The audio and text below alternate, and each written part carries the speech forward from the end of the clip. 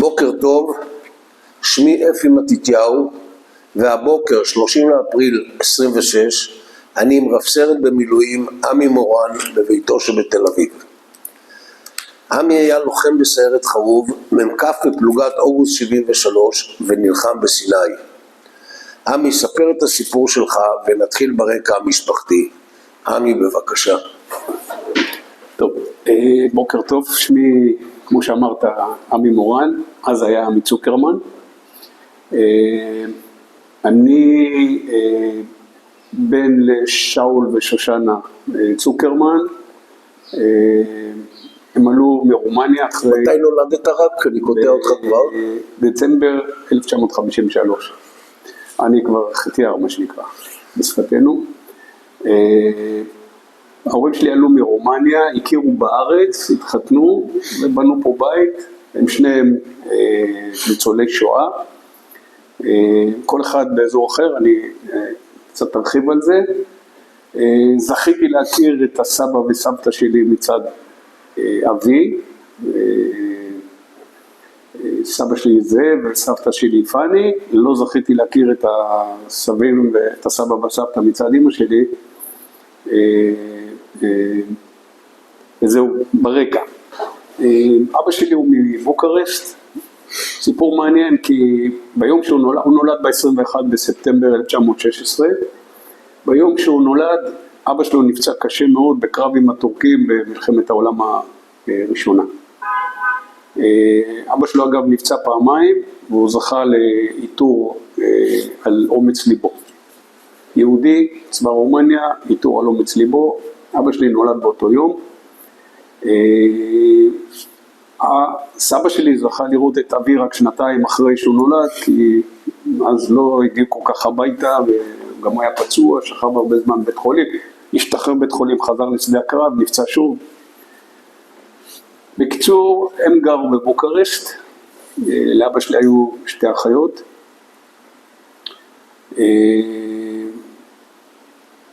והגיע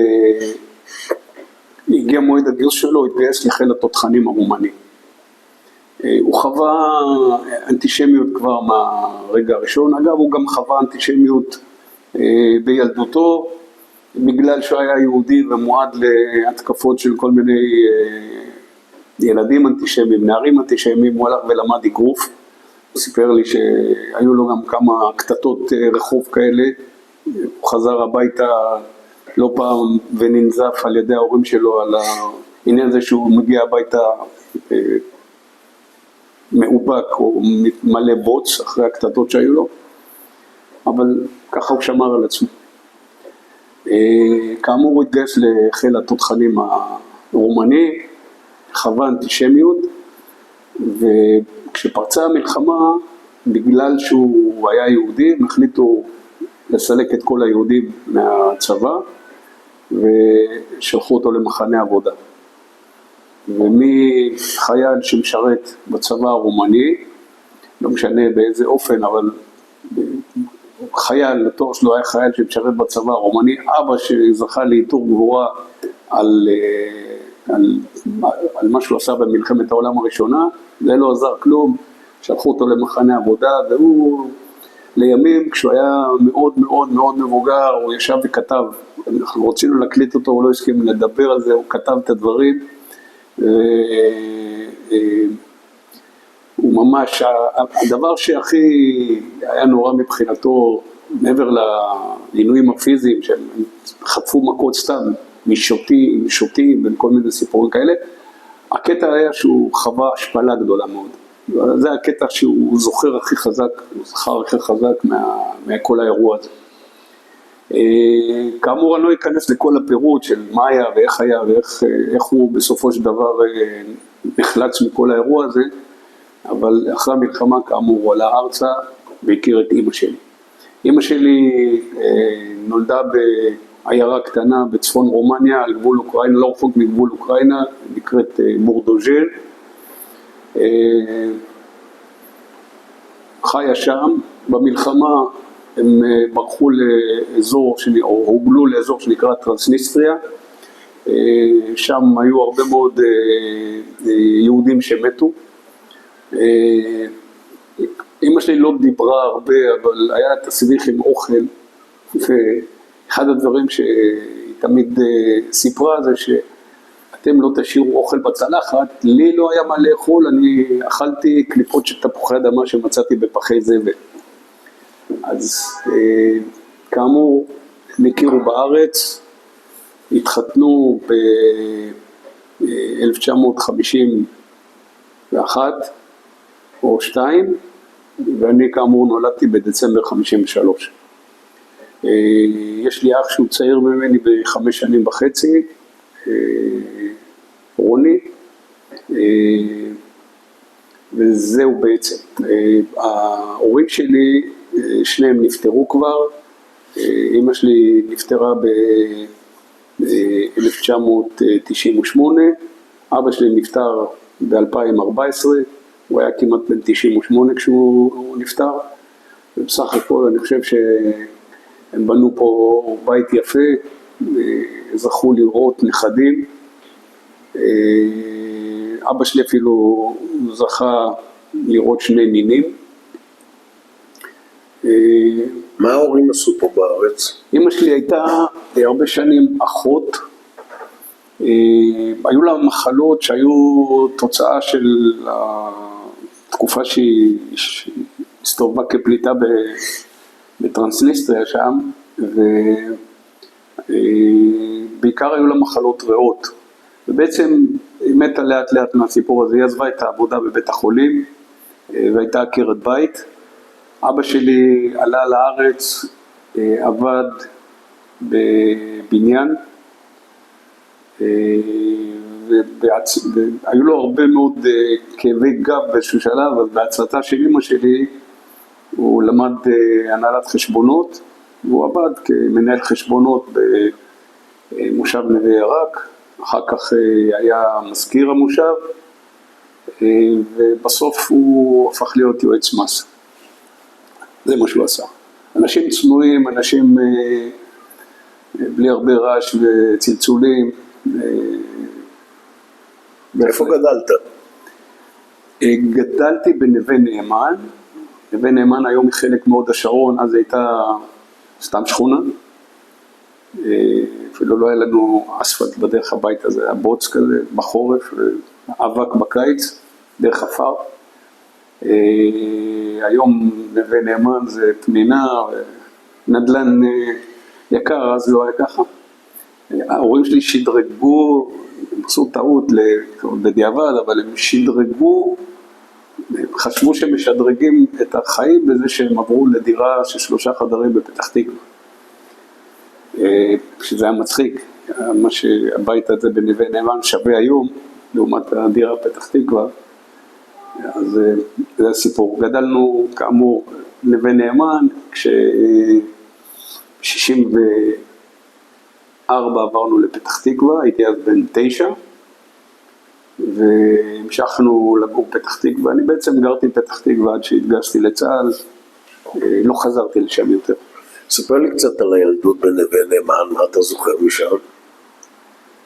אני זוכר חופש. גם פתח תקווה, זה כאילו חופש, לא, בתקופה ההיא הייתה לנו, אתה יודע, לא הייתה טלוויזיה אפילו. אז היו חברים. אגב, זו הייתה, כאילו, נווה נאמן הייתה, אתה מחפש קיבוץ גלויות, כור היתוך כזה, היו לנו שכנים שעלו מעיראק, היו לנו שכנים שעלו מתימן, שכנים שבאו מפולין, שכנים שבאו מאיראן, כולנו היינו ביחד, הילדים לא היה, אני את המושג ספרדי ואשכנזי, הכרתי רק בצבא, אני לא הכרתי אותו לפני זה. מבחינתי זה לא משהו שגדלתי עליו. כל הרוע הזה שרץ היום ואנשים עושים בו גם, מה שנקרא, עושים קריירה על הדבר הזה, לא היה קיים בתקופה שלי. אנחנו גדלנו אחרת. רחוב, ילדי רחוב, על כל מה שמשתמע מזה. ההורים שלי לא היו בבית, אבא שלי עבד, אמא שלי עבדה. בסוף יום מהבית ספר חזרתי לחברות, לאמא שלי היו 2 חברות שגם עלו מרומניה. אז הייתי הולך אליהם מבית הספר, אוכל שם צהריים, מתישהו כשההורים שלי היו חוזרים, הייתי חוזר הביתה. זה מה שהיה בנווה נאמן. שם למדתי לרכוב על אופניים. אבל לא הייתה בעיה, לא היו מכוניות, אתה יכולת להסתובב חופשי, לא רכבנו עם קסדות כמו שרוכבים היום, מקפידים על זה. בפתח תקווה גם, הייתי ילד רחוב, למדתי בתיכון אחד העם בפתח תקווה. הייתי תלמיד גרוע, תלמיד מה שנקרא ים תיכוני, יותר הייתי בים מאשר בבית הספר. פעם אמא שלי עשתה טעות ונתנה לילדים שלי, לנכדים שלה, את התעודות שלי בבית הספר, ובתעודה בכיתה י', נשארתי בכיתה י' כי מופיע שם ימי חיסור 81. זאת אומרת, לא הייתי בבית ספר בכלל. אז אחר כך הם השתמשו בזה נגדי, כשהסברתי להם כמה חשוב ללמוד, אז אני מצטער על דבר אחד, כאילו בקטע הזה, למדתי אחר כך באוניברסיטה, למדתי בר אילן, עשיתי תואר ראשון בלימודי ארץ ישראל, לקחתי תואר מורחב, ואם יש משהו שאני מצטער עליו, זה שאמא שלי לא זכתה לראות אותי מסיים את האוניברסיטה. היא חוותה אותי בתור ילד בעייתי, כל מה שמשתמם.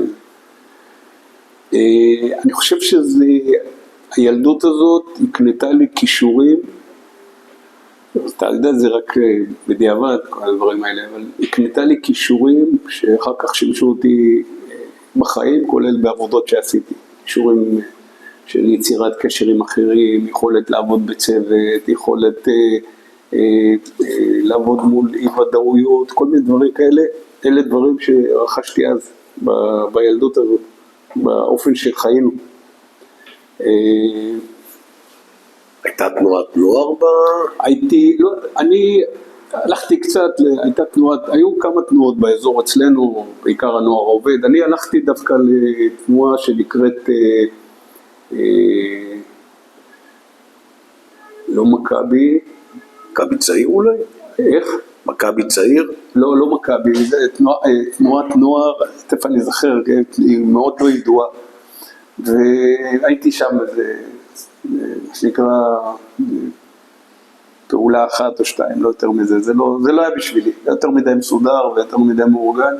אגב, משהו שגם אחר כך לימים ראיתי שאני לא אוהב לעבוד במקומות שהם יותר מדי מאורגנים ומסודרים. זאת אומרת, זה טוב שאתה עובד עם נהלים ועם הנחיות ברורות, אבל מצד שני אני זקוק למרחב גדול של אי ודאות, כדי שאני אוכל לתפקד טוב. כי אם יש יותר מדי ודאות, זה איכשהו מחבא אותי. ככה אבל לא התכונה שלי. ספורט? איזה ספורט עסקת בנערות? איך? ספורט, כדורגל. שיחקתי כדורגל, אפילו הייתה תקופה ששיחקתי, אני אוהד הפועל פתח תקווה, שיחקתי במכבי פתח תקווה, שזה מצחיק. המאמן שלי היה משה המאירי הגדול.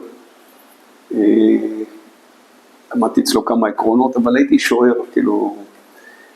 שוער, למה אני אומר אבל? הייתי שוער ולא הייתי גבוה. זאת אומרת, שוערים צריכים להיות יותר גבוהים מכפי שאני הייתי. אז אחר כך מצאתי נישה, הייתי שוער בכדוריד, והייתי שוער טוב, החבר'ה קוראים לזה שוער מתאבד. אז הייתי שוער כדוריד, הייתי בקבוצה של מושב נווה ירק, והיינו שם בשני שנתונים, וכשהשנתון הבוגר התגייס לצה"ל, אני הייתי שנתון מתחת, הקבוצה התפרקה פשוט. שיחקנו נגד קבוצות, כמו הייתי בן ורד, שיחקנו כמה פעמים, כל מיני מקומות כאלה, מושבים באזור. זה היה עיסוק טוב. אז כדורגל זה הספורט שלי. באופן כללי אין לו ספורט, אני עד היום מתאמן, גם בבוקר היה לי אימון. אני חושב שהפתגם ספורט יפה לבריאות הוא פתגם נכון. בעיקר בריאות הנפשית, לא... אך ילדות זכורה לך כילדות טובה, ילדות מלאה? כן, הילדות שלי זכורה לי כילדות טובה מאוד אפילו, מאוד משוחררת. אתה יודע, אנחנו מבינים הרבה דברים במהלך החיים, או כל מיני עבודות שאנחנו עושים על עצמנו, בקטע של מודעות וזה. ההורים שלנו, הדור ההוא של ההורים, בעיקר אלה שבאו מהשואה, לא דיברו הרבה. אבא שלי היה איש שהיה לו קשה מאוד, הוא היה איש מאוד משפחתי, מאוד מאוד משפחתי, המסור למשפחה בצורה יוצאת דופן, מסור לאמא שלי, אבל הוא לא ידע להפגין באופן פיזי חיבה. זאת אומרת, אני זוכר את עצמי מקבל חיבוק מאבא שלי. לימים גם דיברתי איתו על הדברים האלה, הייתה בינינו קרבה מאוד גדולה. ידעתי תמיד שהוא אוהב אותי, אבל הוא לא ידע להפגין את זה. כי זה בא לידי ביטוי בכל מיני הבעת דאגה. למשל, ב6 באוקטובר 73 אני הייתי בבית. והתחלתי לשמוע מכוניות. עכשיו, יום כיפור מכוניות, מה זה הדבר הזה? התקשרתי לבסיס, שאלתי, הייתי אז ממקף בסנור, התקשרתי והפקידה פלוגתית, רונית, ענתה לי שעומדת לפרוץ מלחמה, ככה אומרת, יש כוננות מלחמה. שאלתי אותה, אז למה לא קראתם לי? אני יצאתי ביום שישי בבוקר, ב6 בבוקר יצאתי מסנור, למה לא קראתם לי? היא אומרת, כי אתה לא היית בבית בראש השנה, והיא היה לא רוצה שנקרא לך. עמי, אנחנו נחזור למלחמה, ואיפה תפסה אותך המלחמה? לא, אני כאילו, אני רציתי לספר את זה לאבא, יחסים עם האבא. אמרתי לו, בוא קח אותי לבסיס. ואז הוא התחיל לריב איתי. מה, אתה קופץ בראש? מי קרא לך? לא קראו לך? זה היה מדאגה של אבא לבן. ברור. אמרתי לו, אם אתה לא לוקח אותי, אני נוסע בטרמפים. ואז הוא לקח אותי. כך הוא הביע את אהבתו, באופן הזה. אמרת שיש לך אח, כן. איך קוראים לו? רוני. ספר קצת על היחסים ביניכם. רוני הוא אחי הצעיר, 5.5 שנים. יש הפרש בינינו. הוא העיד על עצמו שהוא ניסה לחקות אותי. בסופו של דבר זה לא עובד, הסיפור הזה, הוא הלך בדרכו, אבל הוא רצה ללכת בדרכי, הוא סוג של מעריץ אותי, אני אף פעם לא אהבתי את המילה הזאת. אני חושב שהיא לא אמורה לייצג מערכות יחסים קרובות, אבל ככה הוא אחי הקטן שגם חטף ממני מכות, אבל גם שמרתי עליו ולא נתתי שאף אחד יעשה לו משהו רע. הוא גדל פתח תקווה כבר, רוני. זאת אומרת, הוא נולד בנווה נאמן, אבל גדל בפתח תקווה. הוא שונה ממני בהרבה דברים, הוא גר היום בכפר יונה, יש לו 5 ילדים, 2 מערכות יחסים, בן ו4 בנות, כולם מתוקים, חלק חיים פה, חלק חיים בחול, בן חי בחול. והקשר שלנו הוא קשר, אנחנו לא מדברים כל יום, אבל אנחנו מדברים די הרבה. אנחנו לא מתראים הרבה, כי החיים הובילו אותנו לכל מיני מקומות אחרים, אבל אנחנו שומרים על קשר. אני מאוד אוהב אותו, הוא איש על הכיפק, באמת. מה היה התחביבים שלך בילדות, בנערות יותר נכון? אז היו לי 2 תחביבים. בגדול היה תחביב אחד, זה היה בולים, איסוף בולים, ותחביב אחר היה מוזיקה. מוזיקה, אני נחשפתי למוזיקה של שנות ה-60, אז בעצם גדלתי שזה האנימלס, זה הביטלס, זה הטרמולוס, ואחר כך קרדיס קלירוטר רווייבל, וכל מיני להקות אדירות שהיו בתקופה ההיא. ובעצם זאת אהבה שיש לי עד היום. אני מאוד אוהב מוזיקה עד היום, מאוד מגוונת. אני גדלתי על המוזיקה הזאת, אבל בצד זה גם אהבתי מאוד את המוזיקה המזרחית שהייתה אז בארץ, שהייתה המוזיקה המזרחית לטעמי האישי הרבה יותר טובה מזאת שעושים היום, מוזיקה של צלילי העוד וצלילי הכרם ודקלון. אני זוכר בפתח תקווה שהיו לי חברים במחנה יהודה, שכונה תימנית בפתח תקווה, וקבוצת כדורגל מפוארת, הפועל מחנה יהודה, מי שלא זוכר, היה דבר כזה.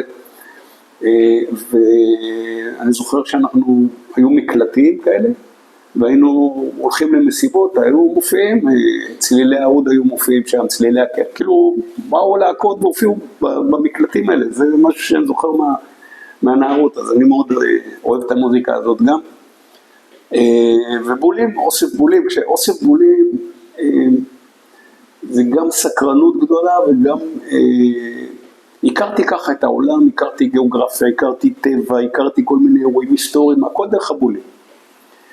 אני הייתי תלמיד לא טוב כמו שאמרתי לך, אבל קראתי המון, קריאת ספרים הייתה אצלי כמעט קרש הצלה בהרבה מובנים, והיה לי ידע מאוד מאוד גדול על המון דברים, וזה הכל מקרה, לא מלימודים, כי בלימודים הייתי על הפנים.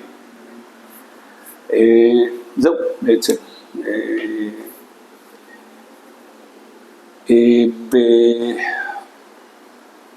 ביולי 72 סיימתי בעצם את הלימודים, סיימנו את הבגרויות, אלה שעשיתי, היו כאלה שלא עשיתי, ובין הגיוס, בין סיום הלימודים לגיוס, היו שבועיים או שבועיים וחצי, זה כל מה שהיה לי. טיול לפני צבא, זה היה, נסעתי עם חבר שלי אלון בלפולסקי, מפתח תקווה, היום גר באלפי מנשה, אלון ואני נסענו, היינו שבוע בנהריה, באוהל על הים, זה מה שעשינו, השבוע שלפני הגיוס, הוא התגייס ללהקה צבאית, אני התגייסתי לסיירת חרוב. למה סיירת חרוב? כי בבית ספר למד מעליי, שנתיים מעליי, למד יגאל קנדה, ויגאל התגייס לסיירת חרוב, ואז הסתכלנו על כל החבר'ה שמתגייסים, הסתכלנו עליהם כאל דמויות לחיקוי, ואני עם יגאל, הכרתי אותו, שיחקנו הרבה כדורגל ביחד, אמרתי אני רוצה להיות כמו יגאל, אני רוצה ללכת לסיירת חרוב. קומתה אדומה, כל הסיפורים, רק לא ידעתי, לא הבנתי, אתה מבין בראש, אבל אתה לא מבין דרך החוויה, איזה מאמצים אתה צריך לעשות בשביל את הקומתה הזאת. מה עשית כדי להתקבל לסיירת חרוב? בבקו"ם ישר ביקשת סיירת חרוב? כן. אני אגב לא היה אז כל מה שיש היום, הכנות לצבא, ההכנה שלי הייתה מזה שכל היום התרוצצתי ברחוב, שיחקתי כדורגל עם חברים, באתי עם כושר מצוין לצבא, לא כי כיוונתי לשם, אלא זה ככה יצא.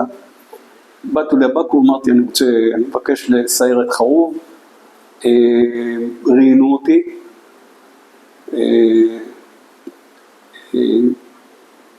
שאלו אותי למה לא לצנחנים, אז אמרתי אני רוצה סיירת חרוב. ונתנו לנו שם, לקחו אותנו לאיזה ריצה של כמה קילומטרים, היה בסדר, חזרנו חזרה, היינו שם יומיים שלושה ושלחו אותנו לסנור. ובסנור נתנו לנו בינתיים עד שתתחיל הטירונות, עד שהגיעו כולם, כי לא הגענו בבלק אחד, הגענו בכמה קבוצות, עד שכולם, כל החיילים בפלוגה הגיעו, אז נתנו לנו כל מיני עבודות בבסיס, לך תנקה את זה, לך תצבע את זה, לך כאלה. מה זה סנור? איפה זה סנור?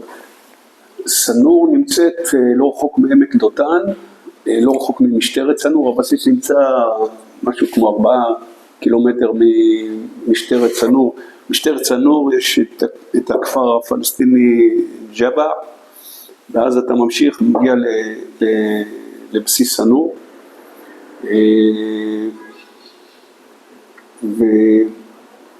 והתחלנו טירונות, אם אני זוכר נכון, היינו 48 בתחילת המסלול, סיימנו 20 ומשהו. היו אז, כאילו, הזמנים השתנו. היום כשיש נשירה גדולה, אז עושים תחקיר איך זה קרה שכל כך הרבה אנשים שנכנסו לצינור נפלו. אז זה היה סוג של כבוד, כאילו, בקטע של יש נשירה גדולה, זאת אומרת שאנחנו עושים כמו שצריך, כאילו. היו המון פציעות של אנשים בשברי הליכה, ובעיקר שברי הליכה, כי המאמצים היו מ-0 ל-100 במכה אחת, הם קראו אותנו שם. עשינו טירונות, כבר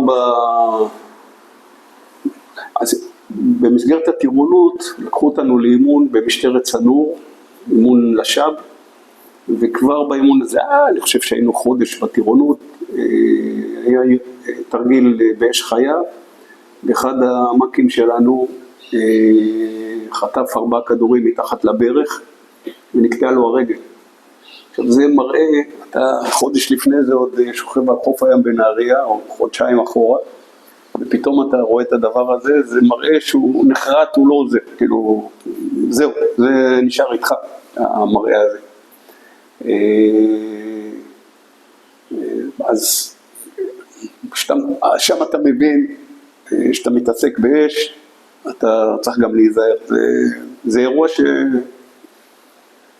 לא שזה השפיע, באותם ימים בצבא לא הקפידו על מה שנקרא מרחקי ביטחון, טווחי ביטחון, כל הדברים האלה, לא היה. אנחנו היינו באימון בלשב, היינו עומדים על מפתן חדר, ליד הדלת, לפני פריצה פנימה, הרתק שהיה בסוף המסדרון, היה יורה לתוך אש חיה, ואנחנו עומדים על הפתח והם יורים לתוך החדר, זאת אומרת, כדורים עוברים 0.5 מטר מאיתנו, ככה התאמנו אז, זה מה שהיה. עשינו מסלול שכלל, אחרי טירונות, ירדנו לבקעה למחנה גדי, אחר כך עשינו קורס סליחה בתל נוף, ואימון לוחם, חזרנו לבקעה, אימון לוחם. במסגרת אימון הלוחם עשינו הכשרה על דגנים, דגן זה מה שנקרא דגן או מרבל, זה מג שהיה מורכב על רכב, שהיינו, זה היה משמש לנו במערבים, היה אז רקור א' א' שהיה שם, זה היה כלי רצחני הכלי הזה. אז עשינו אימון על מרבל, ניווטים, עשינו הרבה ניווטים, ועוד כל מיני אימונים, בין השאר גם הייתה לנו הכשרה גם בהשתלטות על מטוסים חטופים, אז הייתה אופנה כזאת שהיו חוטפים מטוסים, אז אנחנו היינו כוח פריצה למטוסים והתאמנו על הדבר הזה גם באותה תקופה. עמי, אני רוצה להחזיר אותך קצת לטירונות ולהתחלת מסלול ההכשרה שלך. מה זכור לך מהטירונות? אני יודע על טרטורים קשים ועל מסעות קשים. תראה, אני חייב לומר שאני הייתי חייל מוזר, אני אהבתי טרטורים. אהבתי שמטרטרים אותנו. זה קשה, אבל גם מסע 70 קילומטר הוא קשה. מה שהיה יפה בטרטורים, היו להם כל מיני רעיונות יצירתיים למפקדים שלנו, וזה היה מבחינתי, תשמע, אני לא אשכח יום אחד, היינו באימון בקולה, ויגאל קנדה, שהוא היה סמל המחלקה שלי, לקח אותי לעזור לו להתקין אנטנת לונג, האנטנה שקולטת מטווחים רחוקים יותר. ואנחנו עומדים שם, ואני רואה את הרס"פ, מתחיל לטרטר את החבר'ה שלנו. אז אני שואל את יגאל, אני יכול להצטרף אליהם? הוא מסתכל עליי, אומר לי, מה אתה משוגע? אמרתי לו, אני אוהב את זה. הוא לא... פעם אפילו התראיינתי, כשהייתי קצין, היה רעיון בגלי צה"ל, שלחו אותי בתור קצין לדבר על טרטורים. ואמרתי שם בשידור, אמרתי, אני אהבתי טרטורים. אני חושב שזה מחשב. כל אתה לא משפיל את החייל, ואתה לא גורם לו סבל וזה, אבל טרטור מטרה להשפיל. תשמע, אז תלוי, אני אף פעם לא הרגשתי מושפל. נתנו לנו לעמוד עם כל הבית, ולא הרגשתי אף פעם מושפל. זה היה סוג של מאבק בינינו לבין המקים.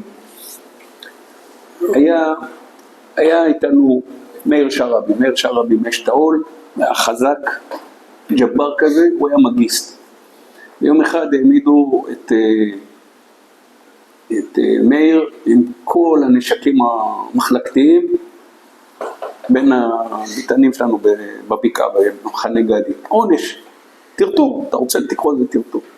כולנו עמדנו סביבו, והחזקנו את הנשקים יחד איתו.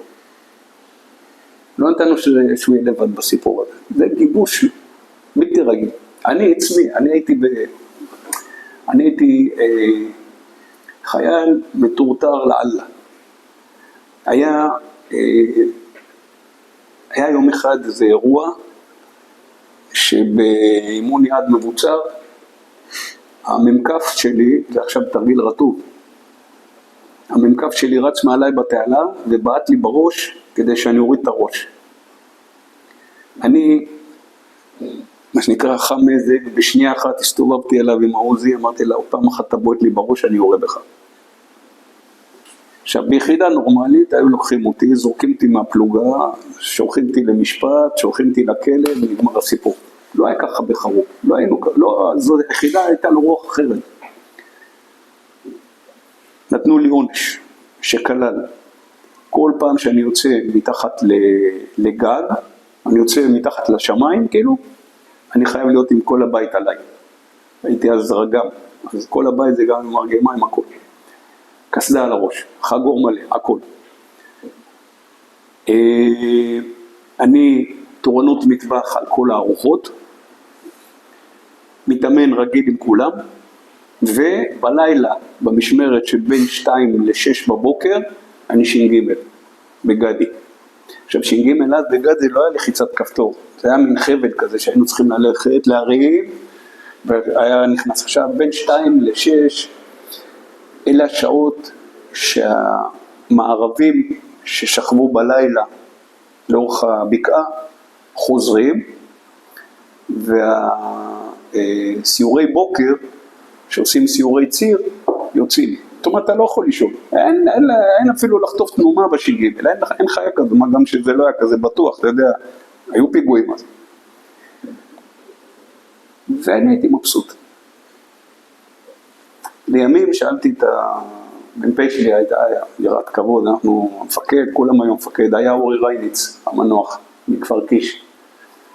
כשסיימנו פלוגה, נשבר הדיסטנס לצורך העניין, נסעתי לאורי הביתה, לבקר אותו, ואמרתי לו, תגיד לי, כל הזמן טרטרתם אותי, למה? מה קרה? הוא אומר לי, אתה חייכת יותר מדי. רצינו למחוק לך את החיוך, לא הצליחו. עכשיו זה, בזמן אמיתי אתה לא מבין את זה, אבל לימים הבנתי כמה זה חיזק אותי, כמה זה נתן לי. אני אהבתי טרטורים, לא יודע למה. אגב, גם כמפקד אחר כך, טרטרתי עוד פעם. אני אומר, כל עוד אתה לא משפיל את החייל, אז אין שום בעיה. ולהעמיד בן אדם עם מיטה עליו, זה לא השפלה. אלא אם כן, אתה יודע, כל אחד ראות עיניו. היה לנו חייל שעזב את הפלוגה, הוא לא התאים. הוא עזב את הפלוגה והגיש תלונה נגד אחד המקים. על טרטורים שהוא טרטר אותו. והוא טרטר אותו. ובאו אלינו, אז הוא קם בדיוק בצה"ל, מה שנקרא נציב קבילות חיילים, היה אז לסקוב הראשון. הגיע נציג מטעמו וישב איתנו ושאל אותנו שאלות על וכולנו נתנו גב למ"כ, לא לחייל. זו הייתה הרוח בתקופה ההיא. אני רוצה שתאר לי קצת את הפעילות הבט"ש שלכם. אנחנו בשנות 72. 72-3 כאילו.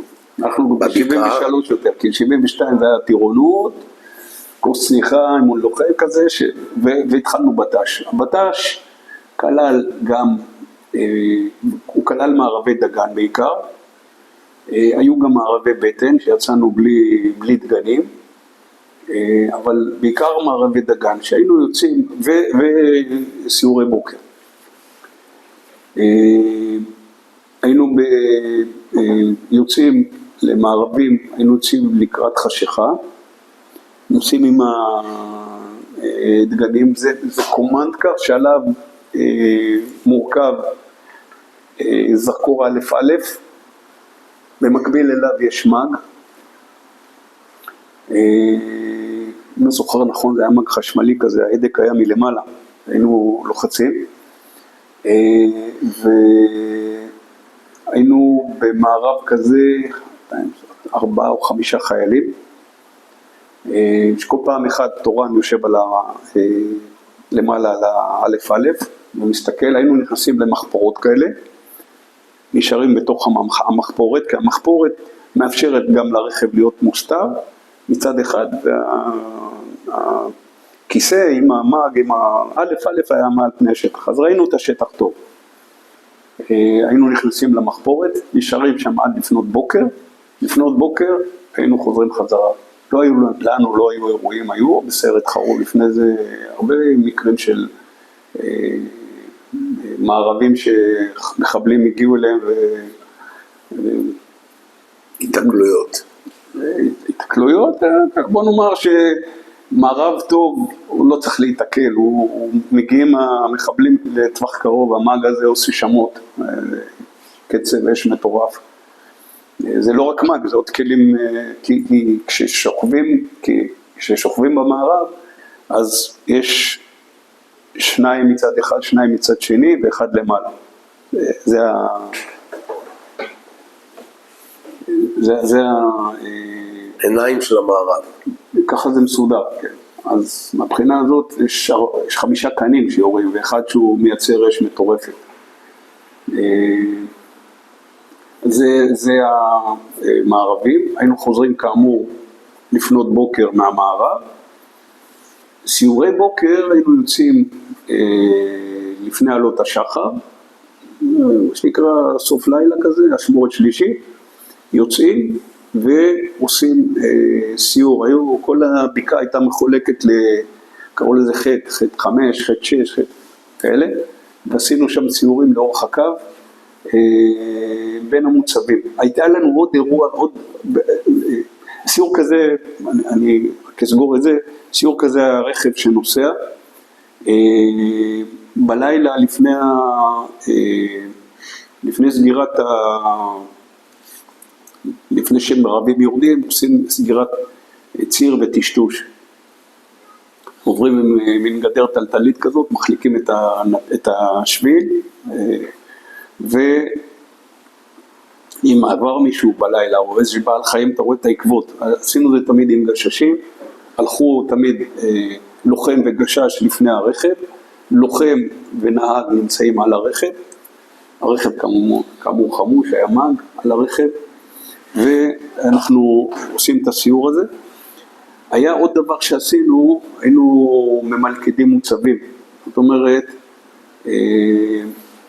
היו מוצבים בבקעה אחרי שנגמרה תקופת המרדפים, בספטמבר 70, החליטו לא לאייש את כל המוצבים, לדלל את האיוש. המוצבים נשארו, חלקם אוישו ביום, אבל לא אוישו בלילה, ואז לפני לילה היינו מגיעים לאזור של המוצב, בין 2 גדרות, היינו ממלכדים, או שהיינו שמים כלי מגור, או שהיינו שמים מה שקראו לו זה הסממית, שזה בעצם סטן או קרל גוסטב ממולכד עם תיל ממעיט, שמי שהיה עובר שם היה חוטף צרור מהדבר הזה. זה מה שנקרא סגירת מוצבים, היינו כמובן עושים לפני זה סיור במוצב, ובודקים שהכל בסדר ואין שם שום דבר. בט"ש רגיל, היינו חלק מהתקופה גם עשינו בט"ש בגבול הצפון, בגבול לבנון. לימים זכיתי לעבוד כמה חודשים טובים בתוך לבנון, במסגרת אחרת, אבל כבר אז הכרתי קצת את האזור, את הגזרה, שמול אדמית, מול בירנית, האזורים האלה. זהו, בסיירת חרוב יש שני דברים. קודם כל, הסיפור של, אני חושב שחיפשו אז, היות מה שהחזיק את הסיירת ככזאת, היה הסיפור הזה של המרדפים. כי סיירת חרוב הייתה לה פעילות, הלוחמים של סיירת חרוב פעלו רבות בכל הקטע הזה של מרדפים בבקעה. אגב, אזור שמדרום ליריחו זה כבר היה אזור נגיד מהחלק הצפוני של ים המלח ודרומה, זה כבר היה תחום של סיירת שקד יותר, שפעלה בחלק ההוא, ובחלק הצפוני של הבקעה, בואכה רמת הגולן, זה יותר של גולני. אנחנו כאמור פעלנו בקטע המרכזי, וברגע שנגמר הסיפור הזה של ארץ המרדפים, חיפשו דברים אחרים לסיירת לעשות. אז יצא לנו לעסוק כאמור, התאמנו במה שנקרא השתלטות על חוטפים, התאמנו עם אקדחים, עם מדריכים מהשב"כ, הגענו לרמה מאוד גבוהה בתחום הזה. בסוף כשכבר היה פעל, אז מי שנשלח לבצע זו הפלוגה שהייתה צעירה מאיתנו, הפלוגה של נובמבר 72, השתלטה על חוטף שהנחית בארץ מטוס לבנוני, מטוס נוסעים לבנוני, הנחית בנתב"ג, וחבר'ה של פלוגת נובמבר 72 הם אלה שהשתלטו עליו בנתב"ג. אותנו הקפיצו, היה פעם איזה מטוס יפני שנחטף, ג'מבו יפני, והקפיצו אותנו, היינו באימון בירוחם, אימון זחלם, והקפיצו אותנו וטסנו במסוק, לקח אותנו לנתב"ג, והתאמנו 4 ימים בנתב"ג על מטוסים, על ג'מבוים בהנגר, ובסופו של דבר המטוס, לא יודע, לא זוכר איפה, אבל הוא לא הגיע לפה, הוא פוצץ באיזה מקום ונגמר הסיפור. אבל זה הסיפור. הדבר השני שעשינו, זה הנושא של חילוץ טייסים. ועוד לא הייתה קיימת 669. אגב, 669 הוקמה באפריל 74, אבל ההחלטה על הקמת יחידת חילוץ בחיל האוויר התקבלה בקיץ 72, אחרי איזו תאונה של שני קורנסים, שני פנטומים שהתנגשו, והחליטו כתוצאה מהתפקוד הלקוי של המחלצים שם, שהיו חבר'ה מהשייטת, לא באשמתם, כי אף אחד לא אימן אותם ואף אחד לא הכין אותם בדיוק, שגם אותנו, יכול להגיד היום בשקט, אף אחד לא באמת אימן לאירוע הזה. כתוצאה מהפעילות הזאת, אחד הטייסים שטופל לא כראוי, פשוט טבע ומת, ובעצם גופתו לא נמצא עד היום. וגם אחד השייטים שהיו שם בחילוץ הזה מת מוות קליני ועשו לו החייאה אחר כך במסוק. אז החליטו להקים יחידת חילוץ, אבל לקח עוד כמעט 2 עד שבאמת היא הוקמה. אז כשאני הייתי בחרוב לא הייתה יחידת חילוץ, ומי שעשו חילוצים אז היינו אנחנו, סיירת אגוז שהייתה צפונית, ואולי עוד יחידות, אני לא יודע, אני יודע עלינו ועל אגוז, שייטת גם בקטע שלהם. ויצא לי להשתתף, עכשיו כמו שאני אומר, אף אחד לא הכין אותנו, לחלץ טייס זה מקצוע, אתה צריך לדעת איך הוא לבוש, אתה צריך לדעת איזה ציוד יש עליו, אתה צריך לדעת איך לחלץ אותו מהציוד הזה במקרה הצורך, אף אחד לא הכין אותנו, אף אחד לא לימד אותנו, ככה, תלכו, תוסו, אם יקרה משהו. עכשיו חרוב כבר התחילה בסיפור הזה במלחמת ששת הימים, כבר אז חוליה מסיירת חרוב השתתפה בחילוץ של טייס בסיני, אבל זה לא היה מוסדר וזה לא היה עם הכשרה מתאימה, וכאמור אנחנו גם השתתפנו בדבר הזה.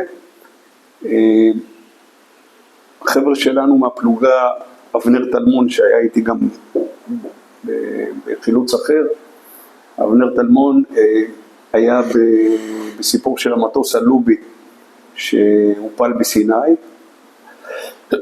יצאו לשם חבר'ה מסיירת חרוב שהיו בכוננות בתל נוף, עשו את הוציאו בעיקר גופות, לא היה שם הרבה אנשים חיים, אבל גם היו כמה אנשים חיים שהצליחו להוציא משם.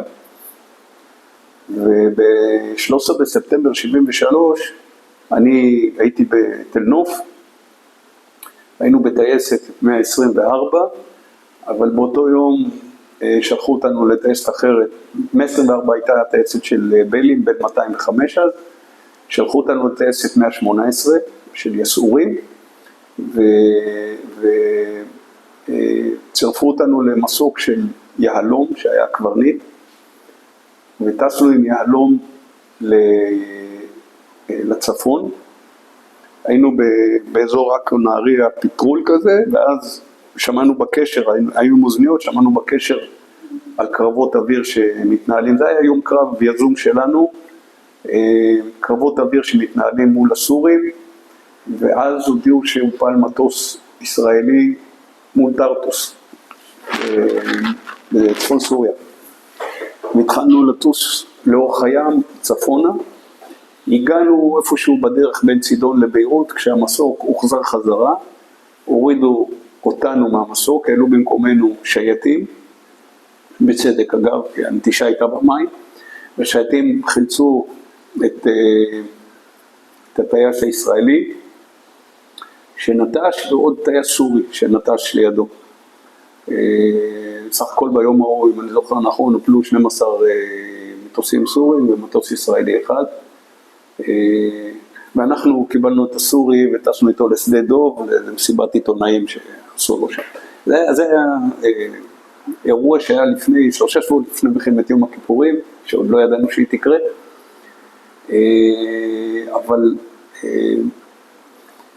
חיפשו, כפי שהתחלתי ואמרתי, חיפשו כל מיני דברים שהסיירת תוכל לעשות כדי להצדיק את קיומה.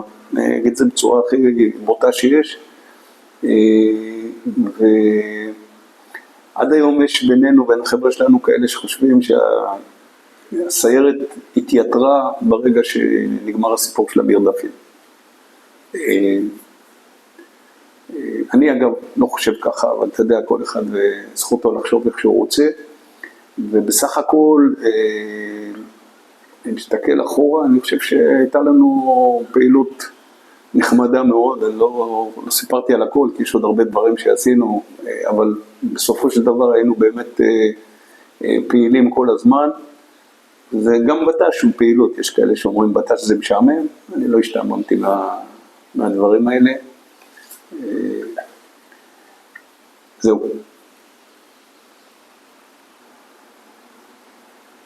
עמי, אני רוצה שתתאר לי קצת את השגרה בסיירת, אנחנו מדברים על 72-3, הזכרת עכשיו את החוליות כוננות לחילוץ מטוסים, אבל מה עשיתם מעבר לזה? חוץ מבט"ש, עשיתם אימונים, שט"פים עם יחידות אחרות? כן, תראה, אנחנו היינו, הסיירת הייתה, אז מנתה, בתקופה שאני הייתי 5 פלוגות, אבל זה לא פלוגות של 100 חיילים כל פלוגה, היינו מעט מאוד בכל פלוגה. אגב, היו גם ייחודים, כי נגיד פלוגת מאי 72 ואוגוסט 72 אוחדו לפני שניגשנו לקורס מ"כים. ואז כבר מצמצם את מספר הפלוגות, נובמבר 72 ופברואר 73, אותו דבר. הייתה פלוגה ותיקה בתקופה שלנו, הייתה פברואר 72, והיו עוד 4 פלוגות כאמור. הייתה פלוגת רבטים, פלוגת רבטים זה מה שנקרא בגולני, המקבילה שזה בגולני זה רובעים. פלוגת רבטים היא פלוגה שעוסקת בעיקר בבט"ש. בט"ש וגם מחזיקה כוננות. למשל הייתה לנו כוננות שנקרא כוננות כלב ים, כוננות של השתלטות על מטוסים שנחטפו, והייתה תורנות בהחזקת הכוננות הזאת בין הפלוגות. ביום עצמאות 73 מי שהחזיקה את הכוננות הייתה פלוגת הרבטים, בגלל ש5 חבר'ה מהפלוגה עלו כדי להשתתף במצעד שהיה בירושלים, אז שלחו מהפלוגה שלנו, שלחו אותי ועוד היינו 5 חבר'ה, שלחו אותנו ואנחנו החלפנו את 5 שעלו למצעד בכוננות. זאת אומרת, זה למשל משהו שהיה, ושוב, אני חושב שכשאתה יוצא לפעילות מסוימת אתה צריך להתאמן לקראת ולדעת לעבוד עם מי שלצדך. ומה שהיה שם זה לקחו אותנו ופשוט מילאו סוג של חור, כאילו היה חור, כי העלו 5 להשתתף במצעד ואז שמו אותנו במקומה, בלי שנתאמן. מי היה המגד? המגד היה נחי. באותה תקופה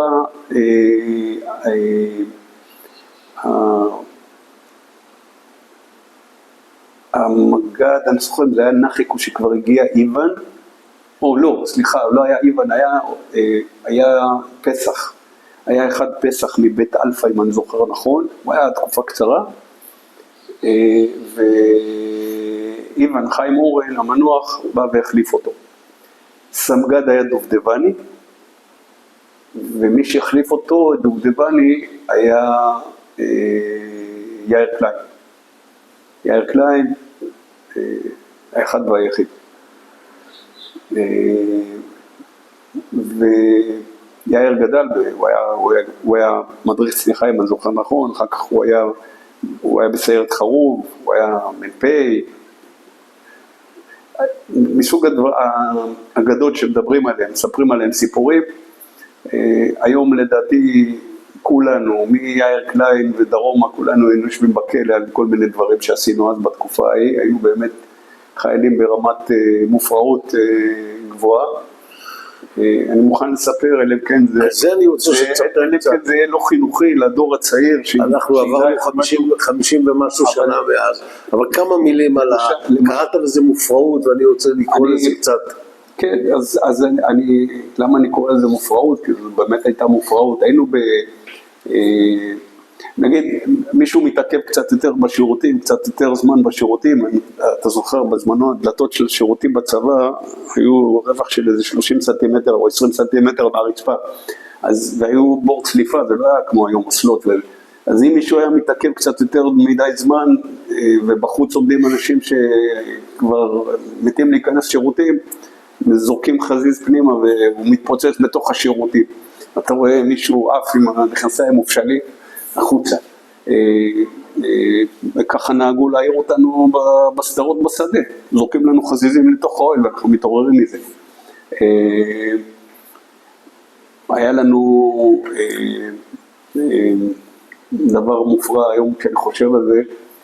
רימון, כשאתה מוציא את הנצרה ומשחרר את המנוף, מאותו רגע שהנוקר מכה על הפיקה יש לך 4.5 שניות. אם הרימון הוא תקני, אם לא סופה שלה בייצור, אז יש לך 4.5 שניות עד שהוא מתפוצץ. היינו בבקעה, יש מה שנקרא לגונה. זה מקום שנמצא מזרחית לפצאל, מקום עם מים, מקום מדהים, דרך אגב, שווה לטייל שם. מקום מדהים, עד היום. היינו מגיעים ללגונה, ומתחרים מי מרים את נד המים הגבוה יותר. איך אתה מרים נד מים גבוה? אתה צריך שהרימון יתפוצץ כמה שיותר סמוך לפני המים, אבל טיפה מתחת לפני המים. ואז המים, אז אתה מחזיק את הרימון, משחרר את המנוף, הנוקר מכה בפיקה, ואתה מתחיל לספור, 21, 22, ואז באיזשהו שלב אתה משחרר. עכשיו, דחילק, יש לך רימון חי ביד. רימון חי ביד, אני כבר ראיתי רימונים שמתפוצצים אחרי 2 שניות. לא במקרים האלה, מקרים אחרים בחיים, אבל אתה ממש, היום כשאני חושב על זה, היינו באמת מופרעים. אתן לך דוגמה לעוד מופרעות. סיפרתי על יום העצמאות הזה של 73, שהחלפנו את 5 חבר'ה מאצלנו, החלפנו את 5 שעלו למצעד מפלוגת הרבטים. ואני, עכשיו אתה עושה את כל הפעילות שעושה הפלוגה, ואז אני יוצא לסיור סגירת, מה שנקרא סיור לפני סגירת מוצבים, אחר הצהריים. יום העצמאות, אנחנו עושים את הסיור הזה. לפני הסיור אומר לי החייל מפלוגת רבטים, שאני זוכר את שמו היטב, אבל אני לא רוצה להגיד את שמו, הוא גם היה אגדה בחרוב, הוא אומר לי, קפוץ לחדר, תביא את כל התחמושת בתפזורת שאתה מוצא. הכל, רימונים, שרשרות מג, הכל, כל מה שאתה מוצא. עשיתי, הוא ותיק, הוא אגדה בסיירת, בקיצור, אני הולך לחדר, מביא את הכל, שם בביקייר מאחורה, ואנחנו נוסעים. ואנחנו מגיעים, ועכשיו הסיור לא גבול ירדן. אנחנו מגיעים לאיזה נקודה, ואז הוא אומר לי, טוב, פה אנחנו נעשה אימון חוליה. מה זה אימון חוליה? אימון חוליה זה שאנחנו מסתערים שנינו לכיוון הגבול הירדני, ויורים אש חיה, וזורקים רימונים. זה תענוג לא נורמלי לעשות את זה. אתה חיה על עוצמה בירי וזה, אבל אתה יורה לכיוון ירדן. אתה יודע איזה תקרית מטורפת יכולה לקרות שם? לא חשבנו על הדברים האלה בכלל. זה היה מטורף. אגב, שמעו את היריות האלה, ושלחו רכב לבדוק מה קורה. אבל כבר סיימנו את האימון, לא שמענו כלום, הכל רגיל. בסדר? איפה היה מחנה הקבע של חרוב, או שלא היה דבר כזה? היה מחנה גדי, בבקעה. היה מחנה של החטיבה, חטיבת הבקעה זה המחנה אריה, ומחנה גדי היה דרומית לו. זה היה מתחת לסרטבה. אגב, אחד מהטרטורים הכי אהובים, היה לטפס לסרטבה, ופעם אחת היינו צריכים לצאת לרגילה, והודיעו לנו שיש כוננות ואנחנו לא יוצאים לרגילה. אז מה עושים חיילים מופרעים? עושים שביתה איטלקית. לא קראנו לזה ככה, אבל מה שנקרא, התחלנו להיות לא ממושמעים. ואז הסמ"פ שלנו העמיד אותנו בחוץ, עשה לנו מסדר, 4 לאלונקה, עולים לסרטבה. וככה עלינו לסרטבה, 4 לאלונקה, עכשיו אין לך החלפה. אתה מקסימום אתה יכול להחליף כתפיים, כתף ימין, כתף שמאל, ללכת קדימה, ללכת אחורה, אבל אין לך מישהו שאתה לא פסט והוא יבוא להחליף אותך. ואת הפתמה של הסרטבה טיפסנו עם ג'ריקנים. היה נונון שחיכה לנו למעלה, שמו 4 ג'ריקנים של 20 ליטר על כל אלונקה, קשרנו אותה, וטיפסנו ככה את הפתמה של הסרטבה. שאתה מטפס בעצם על הברכיים, כאילו אתה אחד הטרטורים הכי טובים שהיו לי אי פעם. באמת, כאילו, זהו, בסך הכל, אני חושב היה הקטע הזה של, אומרים בט"ש זה משעמם, בט"ש זה לא, לא משעמם, תלוי איך אתה לוקח את הדברים, תלוי איך אתה מסתכל על הדברים. אנחנו התאמנו ועשינו את הבט"ש, והיו לנו חוויות בלתי רגילות. אני מסתכל אחורה, הייתי חוזר על זה שוב. תמשיך. כשאתה אומר התאמנתם על בט"ש או באיזשהו מקום ברקע הייתה מלחמה? כלומר, התאמנתם לדבר שנקרא מלחמה? לא. לא התאמנו על דבר שנקרא מלחמה. אפילו לפני המלחמה זה כבר היה, הייתי כבר ממקף, אז אנחנו מאמנים את התיאור, אבל אנחנו לא התאמנו לקראת דבר שנקרא מלחמה. ממש לא. שט"פים גדולים יצא לכם לעשות? עם טנקים. כמה מילים? שט"פים, עשינו אימונים כאלה ברמת הגולן, עשינו בזעורה, באנפית, התאמנו עם טנקים כאילו, שיתוף של חיר וטנקים, שזה שיתוף, היום עושים את זה, היום לדעתי אין יחידה שלא עושה את זה, אז זה לא היה מקובל, זה היה, היו לנו אימונים שעשינו, לא, זה היה אחר כך, כשהייתי בבד אחד, עשינו אימונים עם חיל האוויר, של הכוונת מטוסים וכל הדברים האלה, אבל בחרוב התאמנו עם טנקים, ברמת הגולן, שם התאמנו. אגב, עשינו אימונים בקונטרה, שהיום נמצאת בסוריה. קונטרה פעם הייתה בשטחנו, והתאמנו בקונטרה, והיה לנו מנהג כזה כשאנחנו מסיימים שבוע אימונים, אנחנו מפוצצים מבנים, כל אחד מכין מטען חבלה ומפוצצים מבנים. אז ככה לאט לאט נמחק הקונטרה, מה שהיום צה"ל עושה, אז זה היה כך, באופן הזה. התאמנו גם בקונטרה בכלל, רמת הגולן היה אזור שהתאמנו בו לא מעט, בעיקר בקטע הזה. ניווטים עשינו. איך היית בניווטים? אני חושב שהייתי בסדר, ולא עד היום אני בסדר. אהבת את זה? כן, מאוד. ספר לי קצת. היו לי גם התברברויות וזה, אבל בסך הכל אני לא מאיר הר ציון, אבל אני בסך הכל בסדר. קורס מ"כים? קורס מ"כים שלנו, כאמור איחדו את הפלוגה שלנו עם הפלוגה של מאי 72. עכשיו, אני לא יודע מה הסיבה לכך. הסיבה שאנחנו ידענו עליה אז, היא הם לא נשארו הרבה. פלוגת מאי 72 הייתה נשירה מאוד גדולה של חיילים, והם נשארו מתי מעט, ואי אפשר היה לקיים קורס מ"כים עם הכמות שנשארה, והחליטו לחבר אותם אלינו. יש כאלה שאומרים שזו הייתה הכנה למלחמה, כי כבר הבינו שהולכת להיות מלחמה,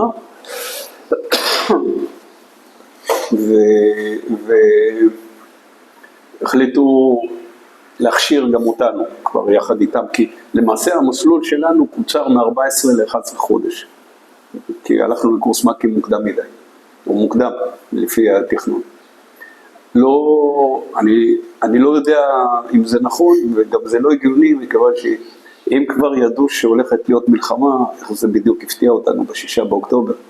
זאת אומרת, יש פה סתירה, אבל אני מאמין בתיאוריה שמדובר בפשוט מספר מאוד קטן של לוחמים שנשארו בפלוגה של מאי, שלא אפשר קורס מ"כים, אז חברו אותנו ושלחו אותנו ביחד. קורס מ"כים, מי שהמפקד קורס מ"כים שלנו,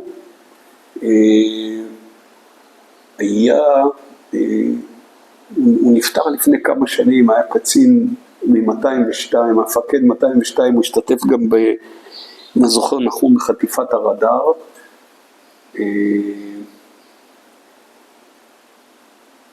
זוכר אחר כך אולי, והוא היה מפקד בית ספר למ"כים, הוא היה אחר כך מפקד 202, אחרי התפקיד הזה,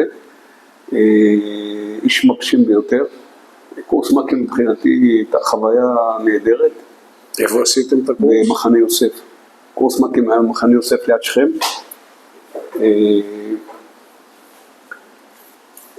היה באמת,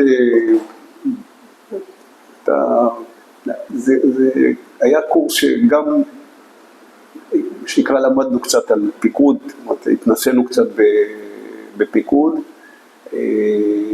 האימונים, מבחינת קושי באימונים או משהו, זה לא היה יותר קשה ממה שהתאמנו עד אז. בסופו של דבר, היינו חודשיים וחצי או 3, אני לא זוכר כבר כמה זמן היינו בקורס הזה. זה קורס, ממש קורס על הכיפק. אני לא זוכר שהיו איתנו פלוגות אחרות מגדודים, נגיד סנור, אני זוכר 202 או 890, אני לא זוכר פלוגות אחרות שהיו בקורס מ"כים יחד איתנו במחנה יוסף, אני לא יודע להגיד אם זה מה שבאמת היה. אבל יש דבר התאמנו הרבה במה שנקרא פשיטות מוצנחות. עשינו פשיטות מוצנחות, והיה לי איזה אירוע בצבא, היה אימון בקולה, שבסוף האימון עשינו מסע לסנור. ואני ביום האחרון לפני המסע, השתנתי דם, הייתה לי צריבה וכאבים במתן השתן, אבל לא אמרתי כלום לאף אחד, חייל, מה, אני אפסיד את המסע. ועשיתי את המסע והתעלפתי מכאבים, הגענו לטול כרם, התעלפתי שם מכאבים ופינו אותי לתל השומר, ובתל השומר גילו שיש לי באחד מהצינורות מהכליות, יש נטייה לפתח שם אבנים.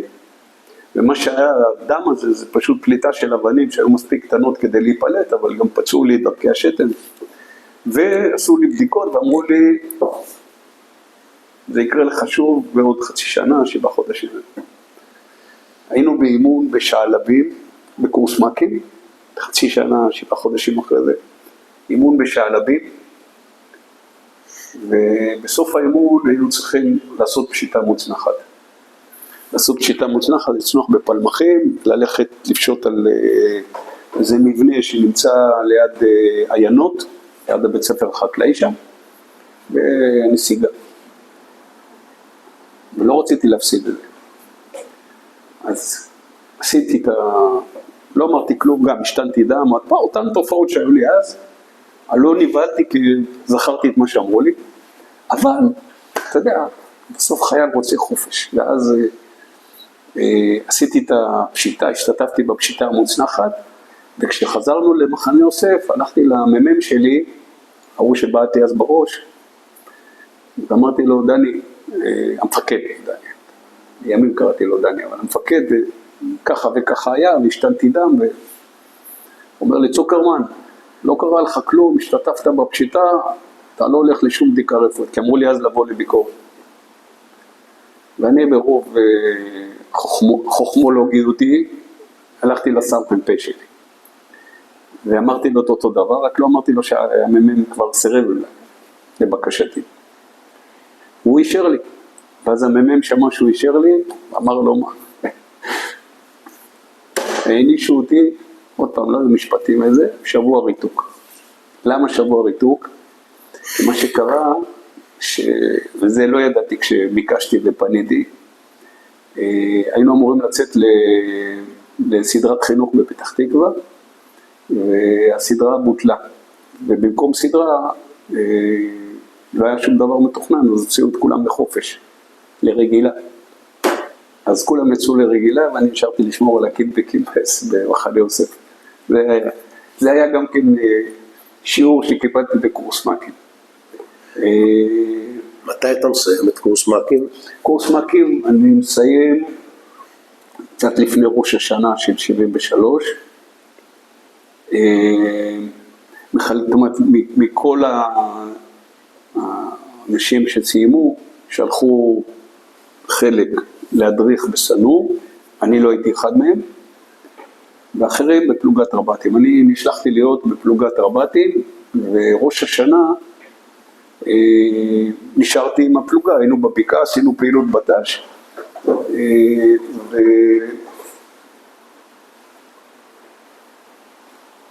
לא יצאתי הביתה. איך שנגמר ראש השנה, קורא לי המ"פ, המ"פ שלנו היה חדש, אז הגיע מי שהחליף את אורי רייניץ, היה אבטיחי, אבי אבטיחי, שהיום הוא נקרא ענבר, ואבטיחי אומר לי, אתה עולה לסנור. רצו שאני אלך להדריך. זאת אומרת, היה שם מישהו מהחבר'ה שלנו שלא רצו שהוא יהיה מ"כ, שלחו אותי במקומו. ועליתי לסנור. והגעתי לסנור בשבוע שלפני יום כיפור, אפילו היה ממש כמה ימים לפני יום כיפור. הגעתי לסנור, המ"פ שלנו היה שריה עופר, יאיה, המנוח.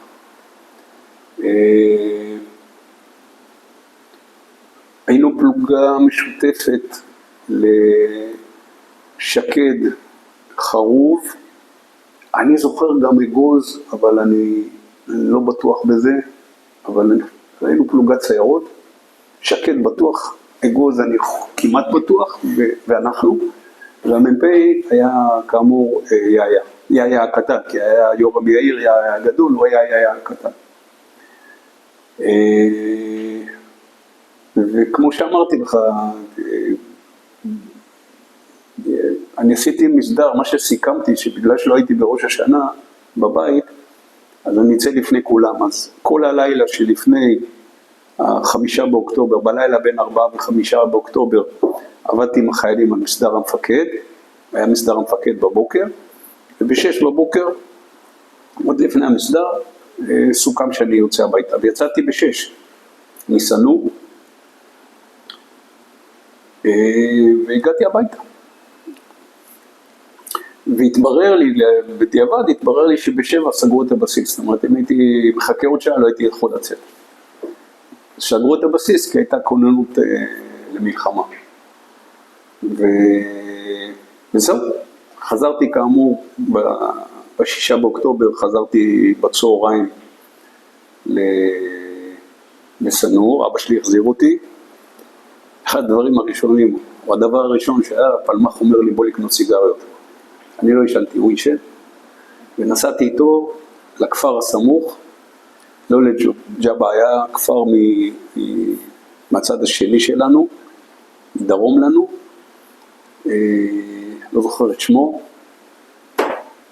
נכנסנו לכפר, היה מתח, שם בחדשות כבר התחילו קרבות, זה כבר היה... זה כבר מדבר על 6 לאוקטובר? אני 6 באוקטובר. מי זה פלמח? פלמח זאבי, הבן של גנדי, הוא היה בסיירת חרוב, הוא היה סמ"פ שזה היה, הוא היה סמ"פ שלנו בפלוגה של אוגוסט 73. אז פלמח ואני נוסעים לקנות סיגריות, הוא לקנות סיגריות, אני איתו, ונכנסים שם למכולת בכפר, ובעל המכולת עושה לו פרצוף, לא רוצה למכור. ואז פלמח לא מתבלבל, הוא יורה לצרור שם על הרצפה, והוא קיבל כל מה שהוא ביקש, כמובן שילם על זה, אבל ככה הבנתי בפעם הראשונה, ולא בפעם האחרונה במלחמה הזאת, שיש לפעמים דו שיח שהוא לא במילים, הוא חורג מהמילים, תכף אני אגיע גם למקרה השני, וחזרנו לסנור, התארגנו ב7 באוקטובר אחר הצהריים, יום ראשון, עלינו על מסעית ונסענו לשדה דוב, ופה שדה דוב המנוח, שדה דוב, טסנו לרפידים. נחתנו בלילה ברפידין, חושך מוחלט, לקחו אותנו אל מחוץ לתחום הבסיס, היינו מעבר לגדרות, ושם כל אחד חפר לעצמו שוחה אישית, והולכים לישון. ככה נכנסנו למלחמת יום הכיפורים. מה, אין לכם שום משימות, שום דבר? זה מה שהיה. אנחנו במקום, עכשיו אגב, החיילים נשארו בסנו. חיילי אוגוסט 73 רק התחילו, לא יודעים, להעביר מנצור לבודד. אז הם נשארו בבסיס, עשינו הגרלה, נשארו קצין ו3 מעקים, נשארו יחד איתם, ואנחנו ירדנו לסיני. אגב, אני זוכר שבדרך שמענו טרנזיסטור, במסעית לילנד כזאת חבוטה, שמענו טרנזיסטור, אני זוכר אם זה רומא אלדר או משה חובב בקול דרמטי, אבל כוחותינו ממגרים את האויב בסיני, זה היה רק ב7 באוקטובר אחר הצהריים, איזה ממגרים, איזה נעליים, אבל זה מה שהיה. אז כאמור, חפרנו שוחות אישיות וכל אחד הלך לישון. למרבה ההפתעה התעוררתי בבוקר, מצאתי את עצמי עם קסדה על הראש. ולא זכרתי שהלכתי לישון עם קסדה על הראש. והתחלתי, תהיתי ושאלתי את אחר, אז אמרו כן, היה פה ירי, בלילה ירו פה טילים, ירו שם טילי קלט כאלה, ירו טילים על בסיס, היה שם יאבה, כן, ירו שם טילים, אז כנראה ששמנו קסדות, אני מתוך שינה עשיתי, אני לא זוכר את האירוע הזה, אני לא זוכר גם את הירי, ישנתי. בוקר, אנחנו לא יודעים מה קורה, עומדים בינינו, מדברים, אני לא זוכר יאיה, ואני לא זוכר פלמח איפה הם היו, אם היו איתנו, רק אני זוכר שאנחנו עומדים ומדברים, ופתאום ממריאים 2 מיראז'ים, עולים למעלה, ואנחנו לא מספיקים להבין מי נגד מי, יורדים עלינו מטוסים, מצריים, ומתחילים לירות עלינו. אז חיילים כמו חיילים, אנחנו מגיבים טוב, כאילו נשכבים, יורים. מה זה יורים? יורים על המטוסים? כן. עם העוזים? כן. עוזי, נשאל לו רומט, ירה עם רומט, מקלעון, אבל כן, זה מה שהיה. אני הייתי רגם, אז הייתי עם עוזי. המטוסים יורדים נמוך, זה לא כמו היום שיורים לך מ100 קילומטר. הם יורדים הלאה. הקטע שאני זוכר, היו 2 יעפים שהם עשו עלינו. הם גם ירו וגם זרקו פצצות. ואני זוכר 2 דברים. אני זוכר שאני מסתכל על המסלול, הם יורים התותחים, אתה רואה את הפגיעות בחול. זה מהיר הכל, אבל אני זוכר את זה בצורה מאוד חדה, כאילו אני מסתכל ואני אומר, זה יעבור דרכי, זה יעבור לידי וזה, ואז אני מבין שזה יעבור לידי, לא יפגע בי, ואני נרגע, ואני יורה כמה שאתה יודע, לא ממש, אני חושב שמצחיק את הטייסים, אתה יורה בעוזי, זה צחוק, אבל זה נותן לחייל תחושה שהוא עושה משהו, שהוא לא קורבן או משהו. בפצצות אותו דבר, הם זורקים, זה כמו לחמניות כאלה, שניתקות מהכנפיים ומתחילות לעוף, והן עוברות מעלינו שריקה כזאת של חיתוך של האוויר, ומתפוצצות מאחורינו. חלק אגב לא התפוצצו, ואז צריך להיזהר, כי יכול להיות שזה במגע. בקיצור, לא... מה שאני זוכר זה את הרסיסים שעפו מהפצצות האלה. הדבר הכי מכוער שראיתי בחיים שלי.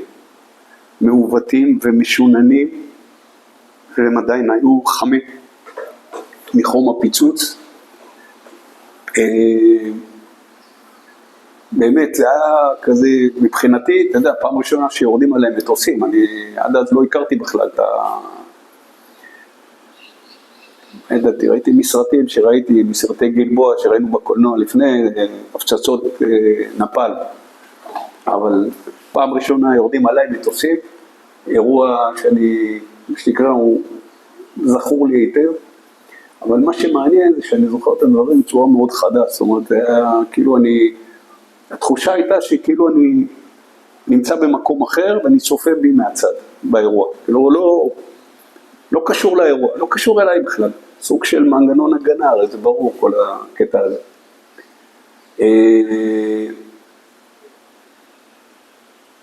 כאמור הם עשו שני יפים, אני סוגר את הסיפור, שני המטוסים שהמריאו להם מטוסים מיראז'ים, המריאו כי קיבלו התראה על התקפה שמתקרבת, ואז הם לא רצו שהמטוסים ייפגעו, אז הם המריאו מיד, והם אחר כך הורידו את המטוסים האלה שתקפו אותנו, הם הורידו אותם בהמשך.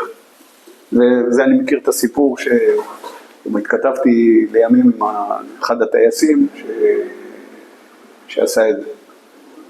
זאת אומרת, אחד משני הטייסים שהיו שם. אתה זוכר את השם שלו במקרה? לא. דרך הפייסבוק, בפייסבוק נסגרו לי הרבה מעגלים.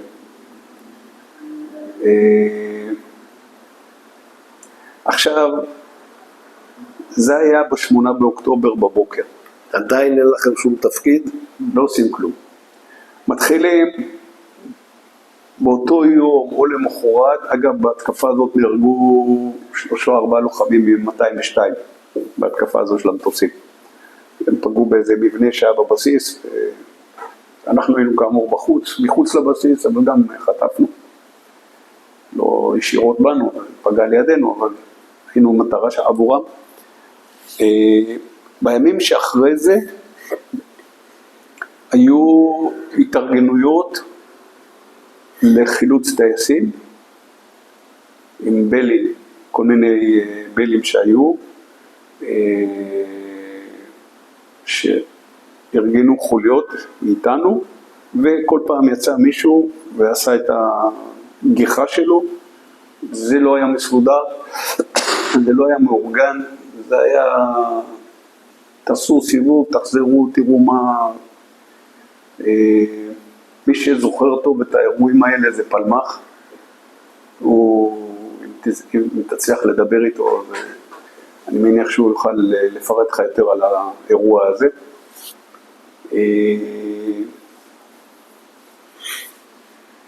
זה כך עוברים 9 ו10 באוקטובר, שאנחנו עוד לא יודעים מה אנחנו עושים.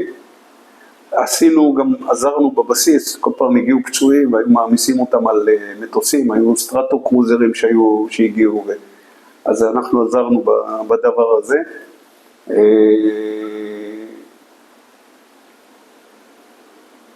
אני רוצה רגע שתחזור לי, תפרט לי יותר. אתה אומר שהצטוותתם עם ההליקופטרים כדי לחלץ טייסים. כן. איך היה נוהל החבירה הזה? ההליקופטר היה מגיע אליכם? ידעתם משהו? הליקופטרים בבסיס. הליקופטרים ברפידים. ב-205.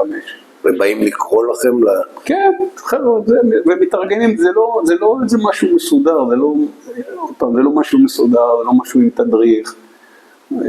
הטייסים מטיסים, אנחנו יושבים, אנחנו בעצם כוח הבטחה של המטוסים, זה התפקיד שלנו היה שם. שזה אומר שאם מוצאים את הטייס... כן, אם יש משהו, אני לא זכיתי למצוא שום טייס, אבל אם יש איזה אירוע כזה, אז אתה יורד, מאבטח, הטייס או שהוא מגיע בכוחות עצמו, או שנוחתים לידו ומביאים אותו, אבל בסך הכל זה לא היה משהו מאורגן.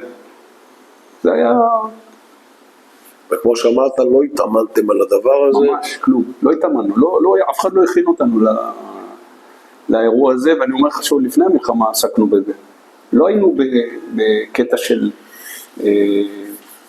אלה ההכנות שלכם, אלה האימונים שלכם. אני אומר, רק לימים, כשהגעתי ל-669, הבנתי כמה חילוץ טייסים זה מקצוע. זה לא חפלפ על הדרך. אנחנו היינו... כאילו נחמד מאוד להגיד, עסקנו בחילוץ טייסים, לא, היינו מאבטחים של מסוקים שהתפקיד שלהם היה להגיע לחלץ טייסים. מי היה איתכם מאוד במסוק? שני טייסים. היינו טייסים, מכונאי מוטס, רופא, לפעמים רופא וחובש, ואנחנו היינו 3 חבר'ה בדרך כלל, שלא... עכשיו בין 205 זה לא מסוק, אתה יודע, עכשיו מניתי לך 8 אנשים, זה לא משאיר הרבה מקום לפצועים, יש אפשרות שם להשכיב אלונקות על הדפנות, אבל המסוקים לא היו ערוכים באופן הזה. אבל המטרה שלכם לא הייתה להבטיח את המסוק בזמן פינוי פצועים, אלא חילוץ טייסים. כן. הוגדר לחילוץ טייסים. כן, ככה זה הוגדר. כאמור, אני לא יצא לי לחלץ אף טייס בשלב הזה.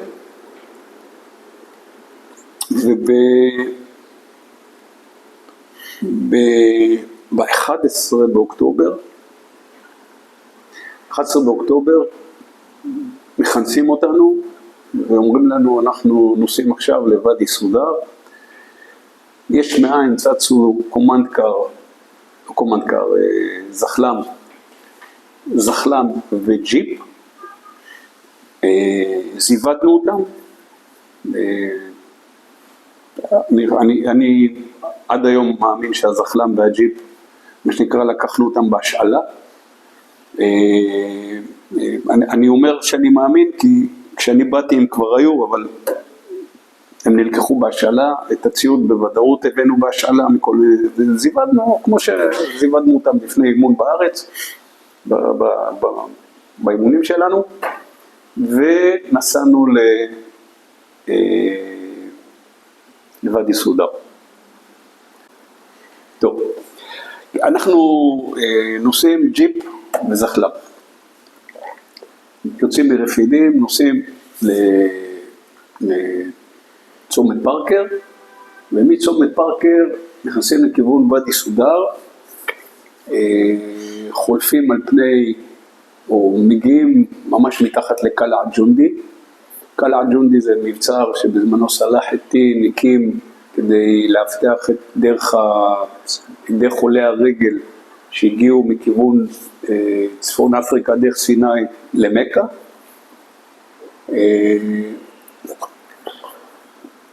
מאוד מזכיר את קלעת נמרוד ברמת הגולן, ונקרא קלעת ג'ונדי כאמור, מבצר החייל.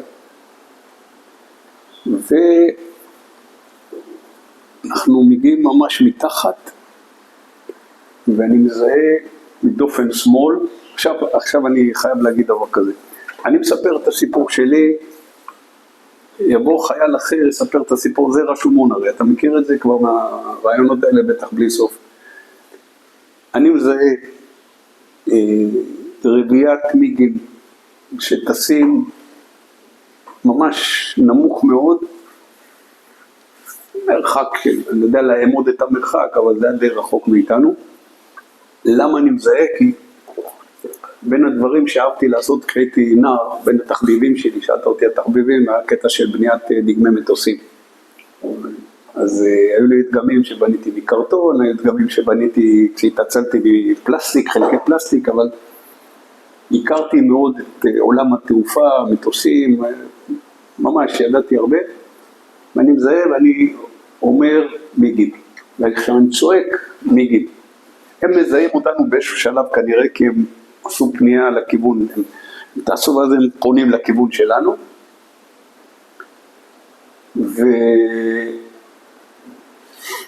ואנחנו עוצרים,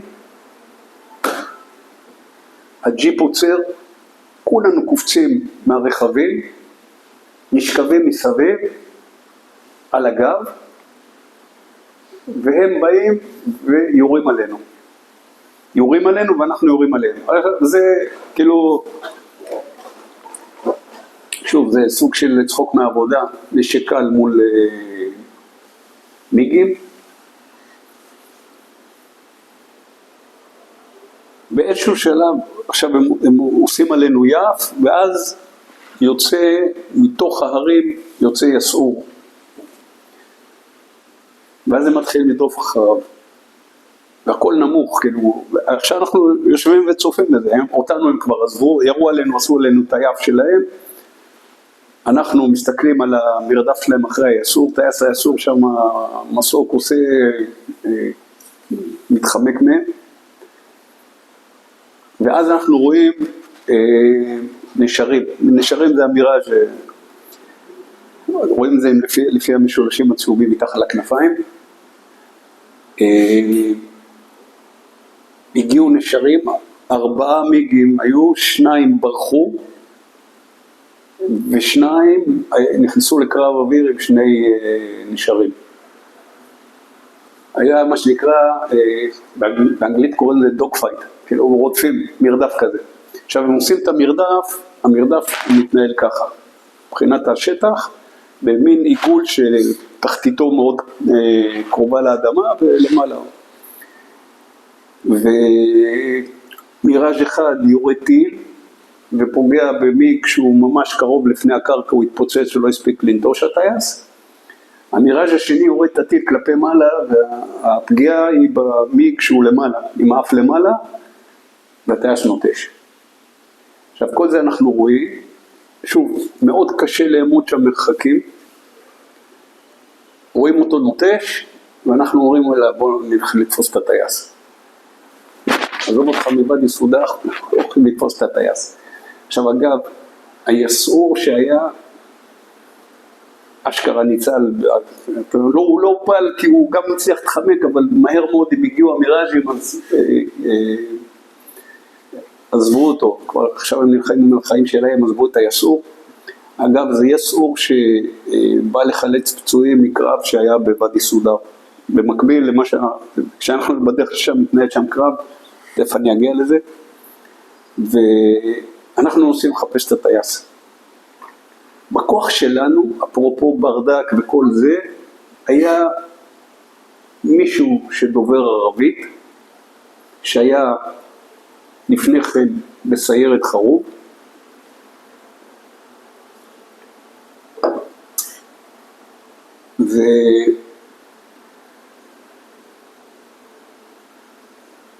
אני מנסה להיזכר בשם כי היה לי ממם בטירונות שאני בקשר איתו עד היום. הממם הראשון שלי בסיירת חרוב, אני בקשר איתו עד היום. אנחנו נפגשים בזה. ואם אני לא טועה, הוא כתב לי לפני כמה זמן, כתבתי לו על הסיפור הזה, אז הוא כתב לי לפני כמה זמן שהוא יודע מי זה, והוא שלח לי את השם שלו. אני צריך למצוא את זה. היה איתנו בחוק שיודע ערבית שהיה בסיירת חרוב. עכשיו למה אני מציין את זה? כי נסענו לכיוון משוער שאיפה נמצא את הטייס, ונוסעים, וואלה, כל החמדה, רחבת ידיים שם, אתה לא רואה את הקצה שלה. נסענו הרבה, וראינו מרחוק קבוצה של בדואים, והגענו אליהם. ואז הבחור הזה שמדבר ערבית, שואל, מדבר איתם בערבית, מבין מרוח הדברים, שהוא שואל איפה הטייס, אם הם ראו טייס, אמרו לו שלא, אני מבין מה התשובה שלהם. ואז הוא בלי להתבלבל, דורך את העוזי, יורה לזה שהוא דיבר איתו בין הרגליים. אפרופו מה שאמרתי לך על פלמח, זה משכנע. ואז הוא אמר, זה, הסביר לו בתנועות ידיים כאלה מהירות, והראה לנו כיוון, הוא הלך מערב, הסתבר שהוא קיבל מהם גמל, גלימה, עלה על הגמל ורחב מערב. עכשיו אנחנו עוזבים אותם, נוסעים לכיוון המשוער שהם הצביעו, בתקווה שלא יטעו אותנו, אבל הגיונית מערבה כי זה לכיוון הגבול. וראינו אותו מרחוק, והתקרבנו והגענו לקרבתו, הוא ראה אותנו, קראנו לו לרדת מהגמל, הוא ירד מהגמל, זאת אומרת, אתה רואה אותו שהוא יושב עם הגלימה הזאת של הבדואי, אבל נעליים של טייס. אפרופו, אם אתה רוצה לספר על עצמך סיפור כיסוי, אז זה בסדר, אבל תלך עם זה עד הסוף. לא? כמו שעשו הגבעונים בזמנו.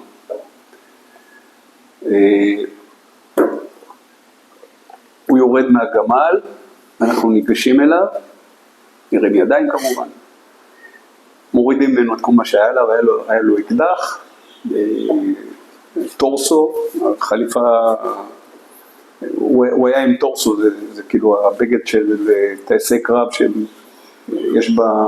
יש בו את המניעה של בריחת דם לקצות הגוף, כדי שלא יתעלפו, אז כשהם עושים סיבובים, כמו פניות חדות בג'י גבוה, אז הטורסו מתנפח ומונע בריחה של דם, ואז מורידים ממנו את הטורסו, הוא נשאר בסרבל,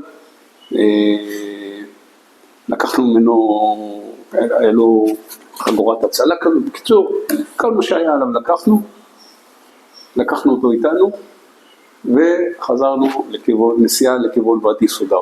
ועכשיו יש איתנו טייס באוטו, בדרך קצת, הוא דיבר אנגלית, אני דיברתי אנגלית של תיכון, כולנו היינו כאלה, אתה יודע, אף אחד מאיתנו לא ידע אנגלית על בוריה, דיברנו איתו קצת.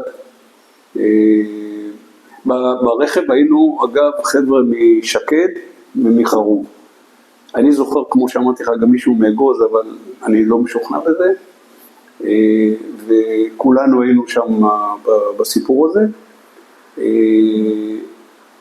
יאיה היה בג'יפ, פלמח היה איתנו, בזחלם, נסענו לכיוון ואדי סודר, באיזשהו שלב נחת ידינו בין 205, עצרנו, יורד איזה סגן אלוף, רזה כזה, אני זוכר, שחום, יש איתכם במקרה איזה טייס? כן, במקרה, פה.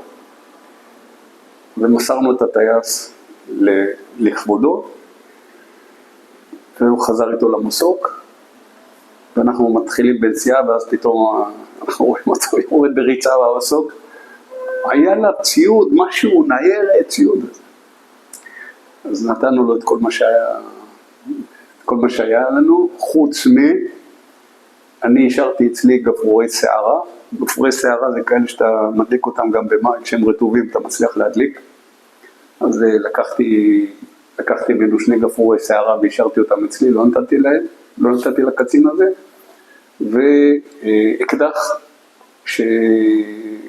שנשאר ולא נמסר בחזרה לסגן אלוף הזה. אני יודע אצל מי היה אקדח, אני מרשה לעצמי לא להגיד. זהו, והפרדנו כידידים, הוא המריא לדרכו ואנחנו המשכנו בנסיעה. הגענו ממש לכניסה לוואדי סודר, להתחלה של האזור שהוא מתחיל להיות צר יותר, חולף מעלינו בשאגה מטוס, שעת דמדומים כבר.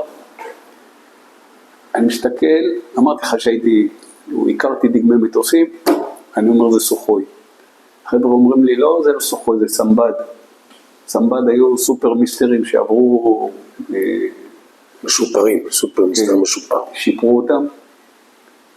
אמרתי חבר'ה, זה לא סמבד, זה סוחוי. ויכוח של הכל, אני אומר לך את זה ככה, זה שניות. הוא עובר מעלינו, עולה למעלה ומתחיל לצלול. כולם הבינו, סוחוי. עפנו מהרכב, עכשיו היינו במקום שמדרון, תלול כזה, בצד השני שלו ירידה לוואדי, ואנחנו שוכבים על המדרון, שעת דמדומים, יורים, עוד פעם יורים, אתה רואה גם את המתווים עכשיו, והוא צולל אלינו ומשגר אלינו 6 רקטות, מרקט אותנו מה שנקרא, ועכשיו אתה רואה את הרקטות האלה, יש איזה רעש כזה, משהו כמו כזה שיוצאות מהכוורת, עכשיו אתה רואה את הנבעות, ונשאלת השאלה, אם הוא פגע טוב אז הוא ימרח אותנו על המדרון שהיינו, או אם הוא פספס, אז הוא יעבור מעלינו, או בצד השני פגע, אם זה המדרון נגיד, אנחנו שכבנו פה היה הירידה לוואדי, כל הרקטות פגעו בצד הזה. אומרת, לא נפגענו, והוא טס לו לדרכו. זו הייתה התקפת מטוסים שלישית שחוויתי במלחמה הזאת.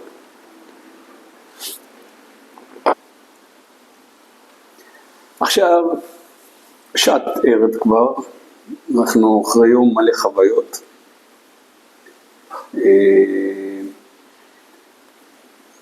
התמצאות, צריכים לדעת מי נגד מי.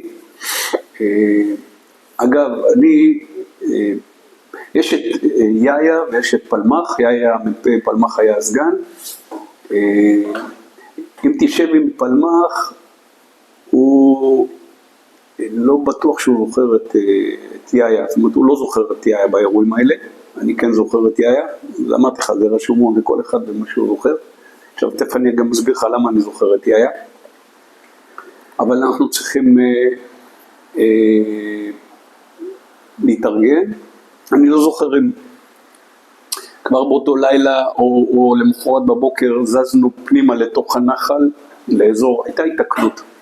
כשאנחנו היינו בדרך לוואדי לחבור לכוח, הכוח היה כוח בראשותו בפיקודו של אסף וילין. אסף וילין זה אסף חפץ. אסף וילין היה מפקד סנור. כאמור, אנחנו היינו כוח שסנור, וחברנו לכוח נוסף שהיה שם בפיקודו של אסף. בכוח הזה הייתה פלוגה פברואר 73 של 202, פלוגה שכאילו הייתה 8 חודשים במסלול. לימים אחד מהחבר'ה מהפלוגה היה איתי ב-669, צביקה לב, המנוח, נפטר בגיל 32, והיו שם טנקים. עכשיו, היה מערב נחת שם כוח של קומנדו מצרי, בפתחת ואדי סודר, התמקם בתוך הוואדי ועשה מערב. הכוח בפיקודו של אסף עשה סיור. יש הרבה סיפורים על העניין הזה, אני מציע, תוכל למצוא את זה, או אני לא הייתי שם בזמן אמיתי, אז אני לא חושב שיש לי זכות להגיד משהו על זה. עשה סיור, נתקלו. והתפתח קרב אכזרי מאוד בין הלוחמים שלנו והקומנדו המצרי. בסופו של דבר, קומנדו מצרי ספג אבדות קשות, וגם אצלנו היו 8 הרוגים.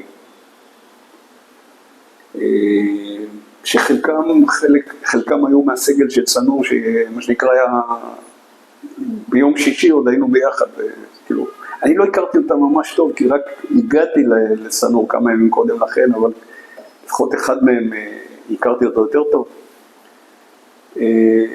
היו שם גופות, אנחנו שמרנו על הגופות האלה במשך 5 ימים, 5 ימים לא הגיע אלינו אף רכב דרך קרקעי.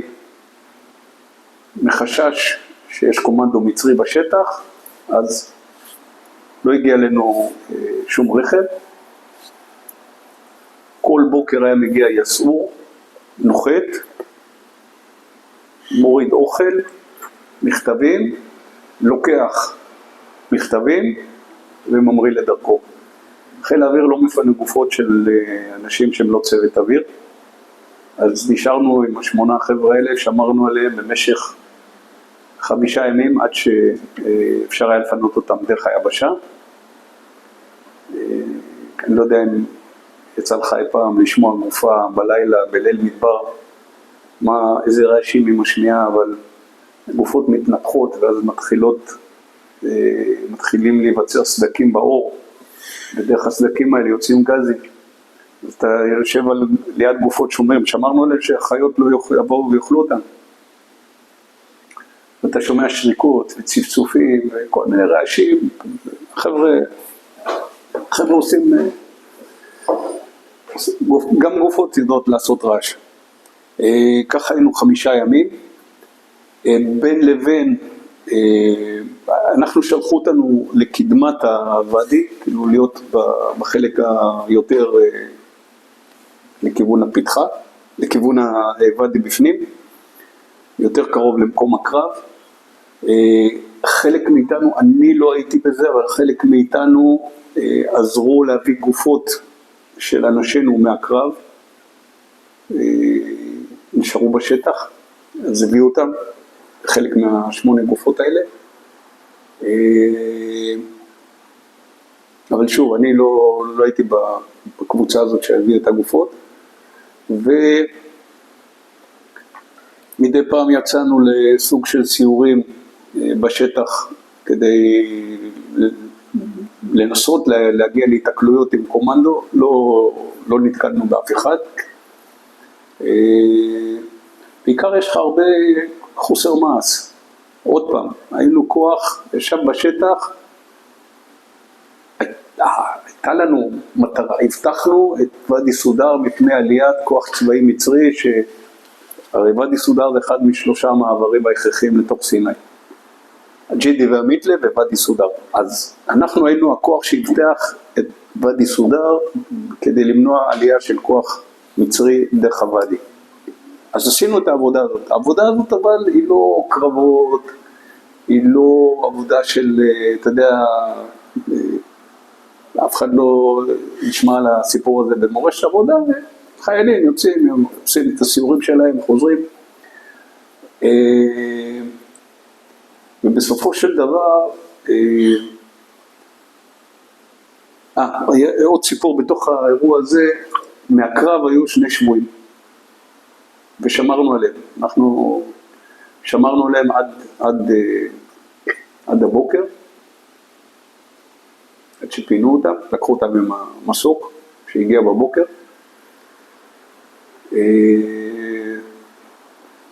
שני שבויים, אחד, מה שהצלחתי להבין, עוד פעם, לא דיברתי אז ערבית, היום אני מדבר ערבית, אבל אז לא דיברתי ערבית, אבל ניהלתי איתו, כששמרתי עליו בלילה, ניהלתי איתו סוג של שיחה, ונתתי לו לשתות, ובשקרה הייתי בסדר איתו. והוא אמר לי שהוא מסודן, ואמר לי להוריד את הזקן. ובשיג ושיח השבור הזה שהיה בינינו, מה שהבנתי שיש להם גזים, ואם אני עם מסכה, אני לא אוכל לסגור את הפנים וכו'. אז זה האירוע הקטן, האנקדוטה הקטנה שאני זוכר מהשיח הזה, מהלילה הזה שהיה לי עם השבוע. בלילה,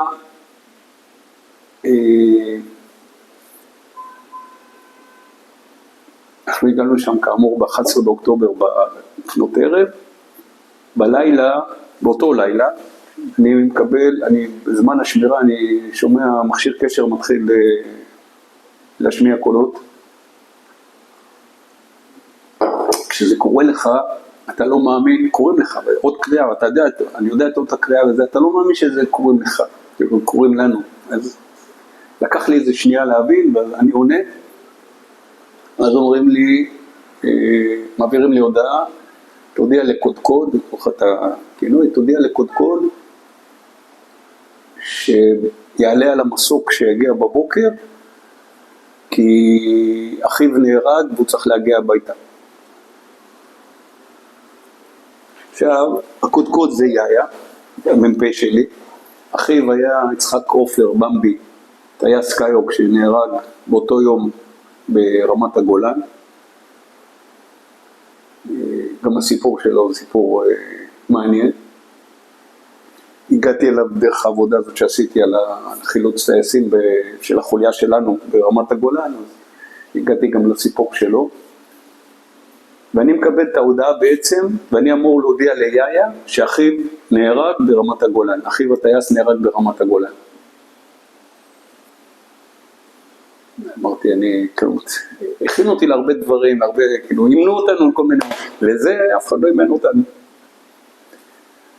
לא היה לי אומץ, הערתי את פלמח, אמרתי לו, זה מה שהודיעו לי, תגיד ליאיה. ליאיה, אני לא יכול להגיד לו זה. אני מניח שפלמח אמר לו כי יאיה עלה על המסוק בבוקר. שוב רשומון, אני זוכר שיאיה חזר אחרי יום או יומיים, פלמח אומר שיאיה לא חזר יותר, אני חושב שפלמח טועה. אבל זה תבדוק עם פלמח, הוא משוכנע שיאיה לא חזר.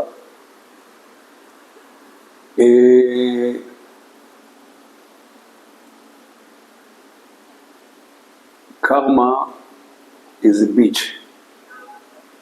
40 שנה אחרי, מול 40 שנה אחרי, ב-11 באוקטובר, יאיה נרצח. 11 באוקטובר 2013, יאיה נרצח על ידי שני חברונים בבית שלו בחמרה, בבקעה. כאילו, ממש גורל מטורף. אותו יום שאחיו נהרג, אותו תאריך 40 שנה אחרי. אגב, אני קיבלתי טלפון לפני כמה חודשים ממישהי שהציגה את עצמה כביתו של יאיה, כתבתי על יאיה בפייסבוק בזמנו, והיא קראה את זה וביקשה להיפגש איתי, היא והאחים והאחיות שלה. אז הזמנתי אותם, באו אליי פה, היא באה בסוף, באו שתי אחיות בלבד, ישבנו פה איזה שעתיים ודיברנו, סיפרתי על יאיה, וכאילו היינו באמת בקשר, אני מאוד אהבתי אותו, הוא היה איש מדהים.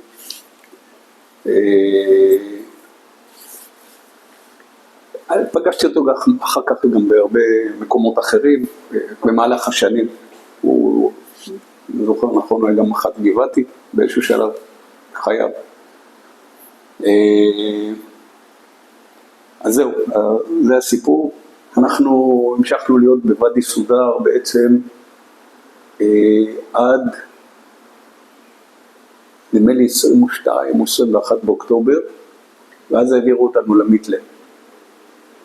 לא חציתם את התעלה? לא. תכף אני אסדר לך את העניינים, כי אני מספר את הסיפור שלי, סיפור של הסיירת זה סיפור אחר. אני עברנו למיתלה, היינו במיתלה עד 25 באוקטובר, 25 באוקטובר חזרנו לסנור.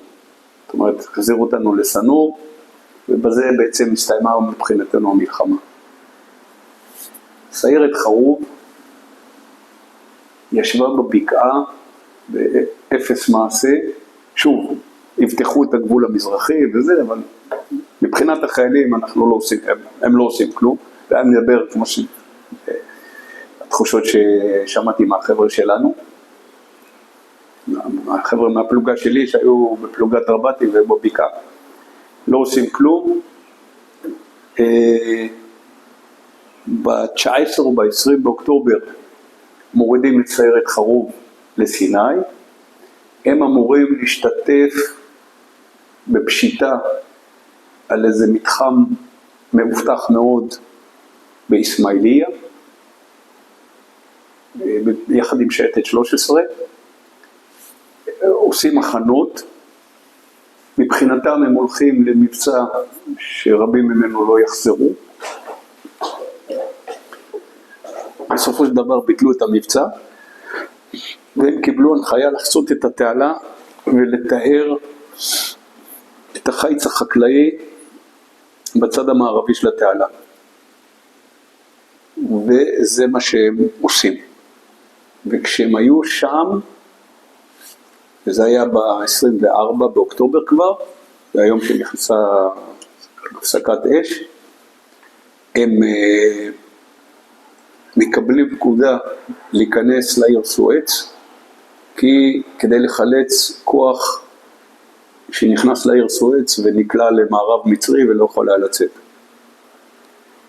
בדרך, ביתיאר אחד, או זחלם, לא ביתיאר, זחלם, של הפלוגה הצעירה נובמבר 2 פברואר 73, חוטף פגז מטנק שעומד בגדה המזרחית, זאת אומרת מעבר לתעלה, הוא רואה אותם, הם עברו במין, היו מעברים שהמצרים פתחו כדי לפרוץ, אז בסוללה, אז הם עברו בפתח, והוא ירה פגז לתוך הזחלם, נהרגו שם 16 איש, 16 לוחמים, כולם מהפלוגה הזאת של נובמבר 72 ואוגוסט 73,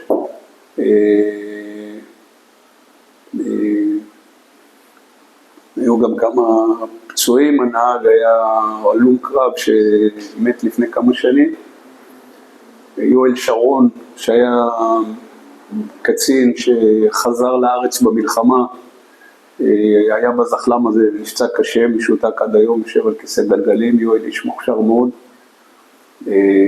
אז גם כן תוצאה של האירוע הזה. אחר כך בתוך העיר, הסיירת או מה שנשאר ממנה, נכנסו פנימה לתוך העיר, בעיר עצמה נקלעו לאותו מערב ששאר הכוחות נקלעו. אגב, רק על הסיפור הזה של העיר סואץ, אפשר לספר עליה, אני לא יודע אם יצא לך לראיין, אני ישבתי גם בארכיון צה"ל, נברתי בחומר על האירוע הזה של העיר סואץ, ואתה קורא ואתה לא מאמין שככה עשו, שככה נלחמו, שככה היו הפקודות, לא ברורות, לא, כאילו, היה נורא, פשוט נורא. ייכנס לעיר עם מפה של 50,000. מפה של 50,000, למה לא מפה של 150,000 או 200,000? לא הייתה לה מפה של 50,000. אם הייתה 50,000 עוד ניחה, לא הייתה להם. הייתה להם של, לדעתי 250,000.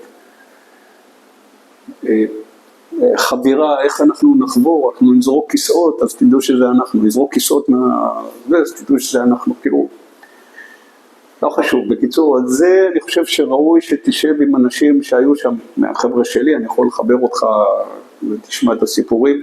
אגב, גם פה מעניין, כי אתה תשמע סיפורים מכל מיני אנשים, כל מיני זוויות, וזה נהדר, זה עושה את המרקם הזה.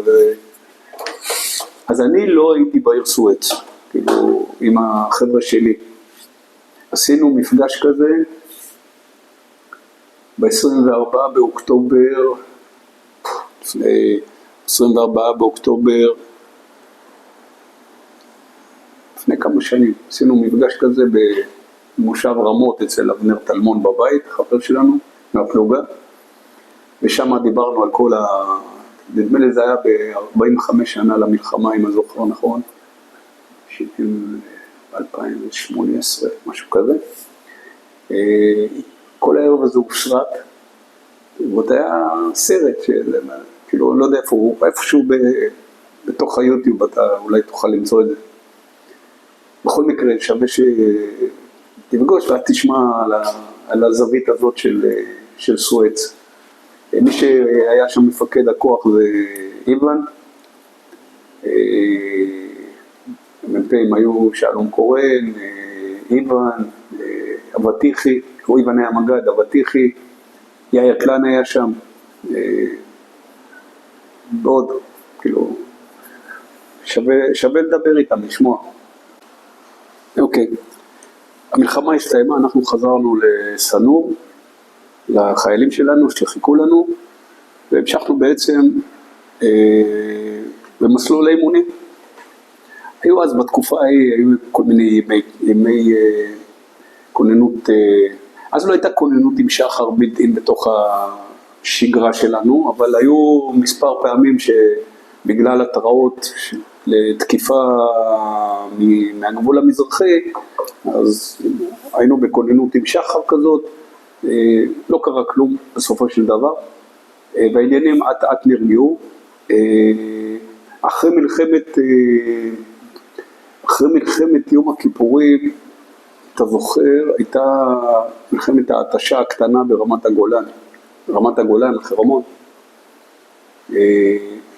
אבי קופרשטיין שהיה איתי בכוח, היינו יחד מקים בסנור, אחר כך היינו יחד בכוח הזה שהיינו במלחמת יום הכיפורים יחד, הוא גם היה מי שהחלפתי אותו בשמירה על השני שבועים האלה.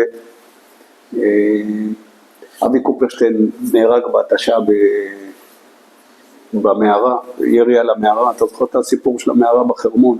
בחרמון שנכבש פעמיים בעצם. נכבש פעם אחת על ידי צנחנים, לא גולני. אני מדבר על החרמון למעלה. פסגת החרמון נכבשה על ידי הצנחנים, שהונחתו שם וירדו למטה. כבשו את זה בלי קרב בעצם. והחורף היה קשה, אז צה"ל ירד מהחרמון. כי הוא לא נערך לחורף. צה"ל לא ידע להתנהג עם מזג אוויר כזה. ירדו מהחרמון, פסגת החרמון אני מדבר, ואז בפברואר, אם אני זוכר נכון, עלה כוח שמורכב מיחידת ארז, שרק הוקמה, ארז אלפיניסטים, וסיירת גולני, עלו וכבשו את החרמון פעם נוספת, והתמקמו. ושם התחיל הסיפור של מלחמת ההתשה הקטנה, ולא היה להם, לא היו מבנים, לא היה להם איפה ואז כל פעם שהיה ירי, ויראו שם מרגמות, וירי תותחים, מסורים, כל פעם שהיה ירי, הם נכנסים לתעלה. כל פעם היו מגיעות יחידות אחרות לתפוס את המקום הזה, נכנסו לתוך המערה, ובמערה הם היו בטוחים. שם לא נפגעו אנשים בתוך המערה, אבל כל מי שהיה בחוץ היה מועד לפגיעה. אבי קופרשטיין שהיה איתנו בחרוב, הוא נהרג שם בסיפור הזה. זה סיפור צד. בדצמבר 73, קוראים לנו, היינו 4 חבר'ה, קראו לנו למשרדו של איוון, של מפקד סיירת חרוב, ואיוון שוחח איתנו ואמר שהוא מבקש שאנחנו נצא לקורס קצינים, ואמר לנו, הסיירת נפגעה במלחמה, מלחמת יום הכיפורים, 21 הרוגים היו לסיירת חרוב, ולמעלה מ-30 פצועים. זאת אומרת, הסיירת בעצם יותר ממחצית כוח האדם הלוחם נותרד. והייתה החלטה לשקם אותה. לכן גם ביקשו שנצא לקורס קצינים ונחזור כקצינים לסיירת. אז אתה לא אומר לא, אתה לא מסרב לבקשה כזאת. ויצאנו לקורס קצינים. ובהיותנו בקורס קצינים בבה"ד 1, עשינו בקורס קציני חי"ר, בהיותנו, והתחלנו אותו בינואר 74, בהיותנו בקורס, איפשהו באפריל, הודיעו לנו שמפרקים את הסיירת, ומעבירים את הסיירת לשריון. כל מי שנשאר בסיירת חרוב, עובר לשריון. אותו דבר לגבי אגוז, אותו דבר לגבי שקד, אלה היו החלטות. אגוז וחרוב אכן פורקו אז. סיירת שקד, מיטב זיכרוני רק ב-76 פורקה.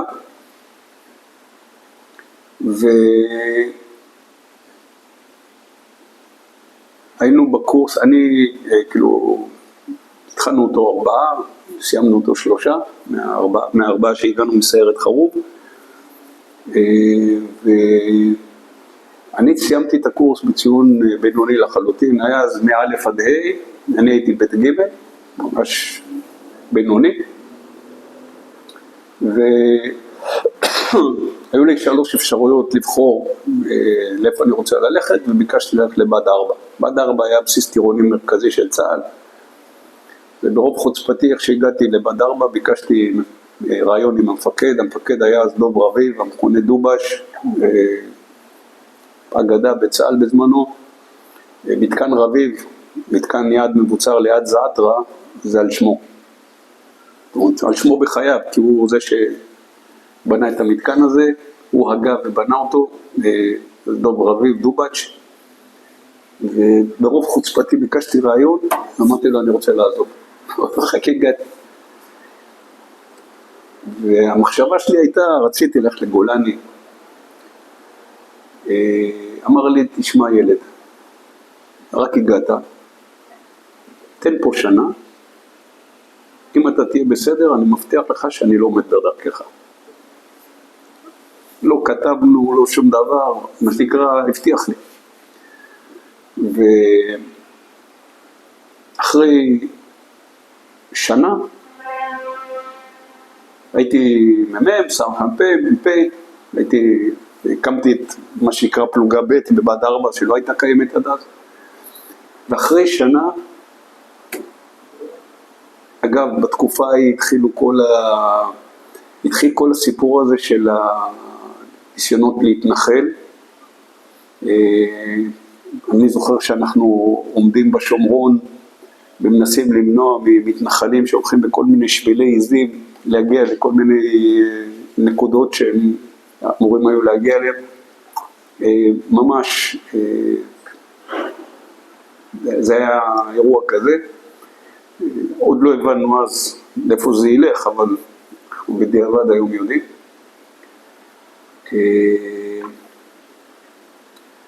ואנחנו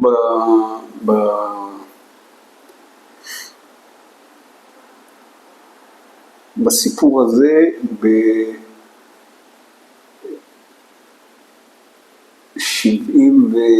ינואר 74, בה"ד 4, היינו בקטע הזה של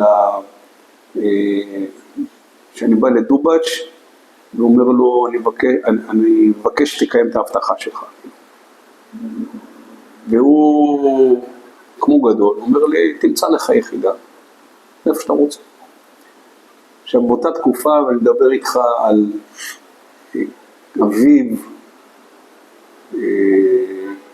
אביב קיץ 75, אביב קיץ 75, אני שומע על יחידת חילוץ טייסים שהוקמה בחיל האוויר.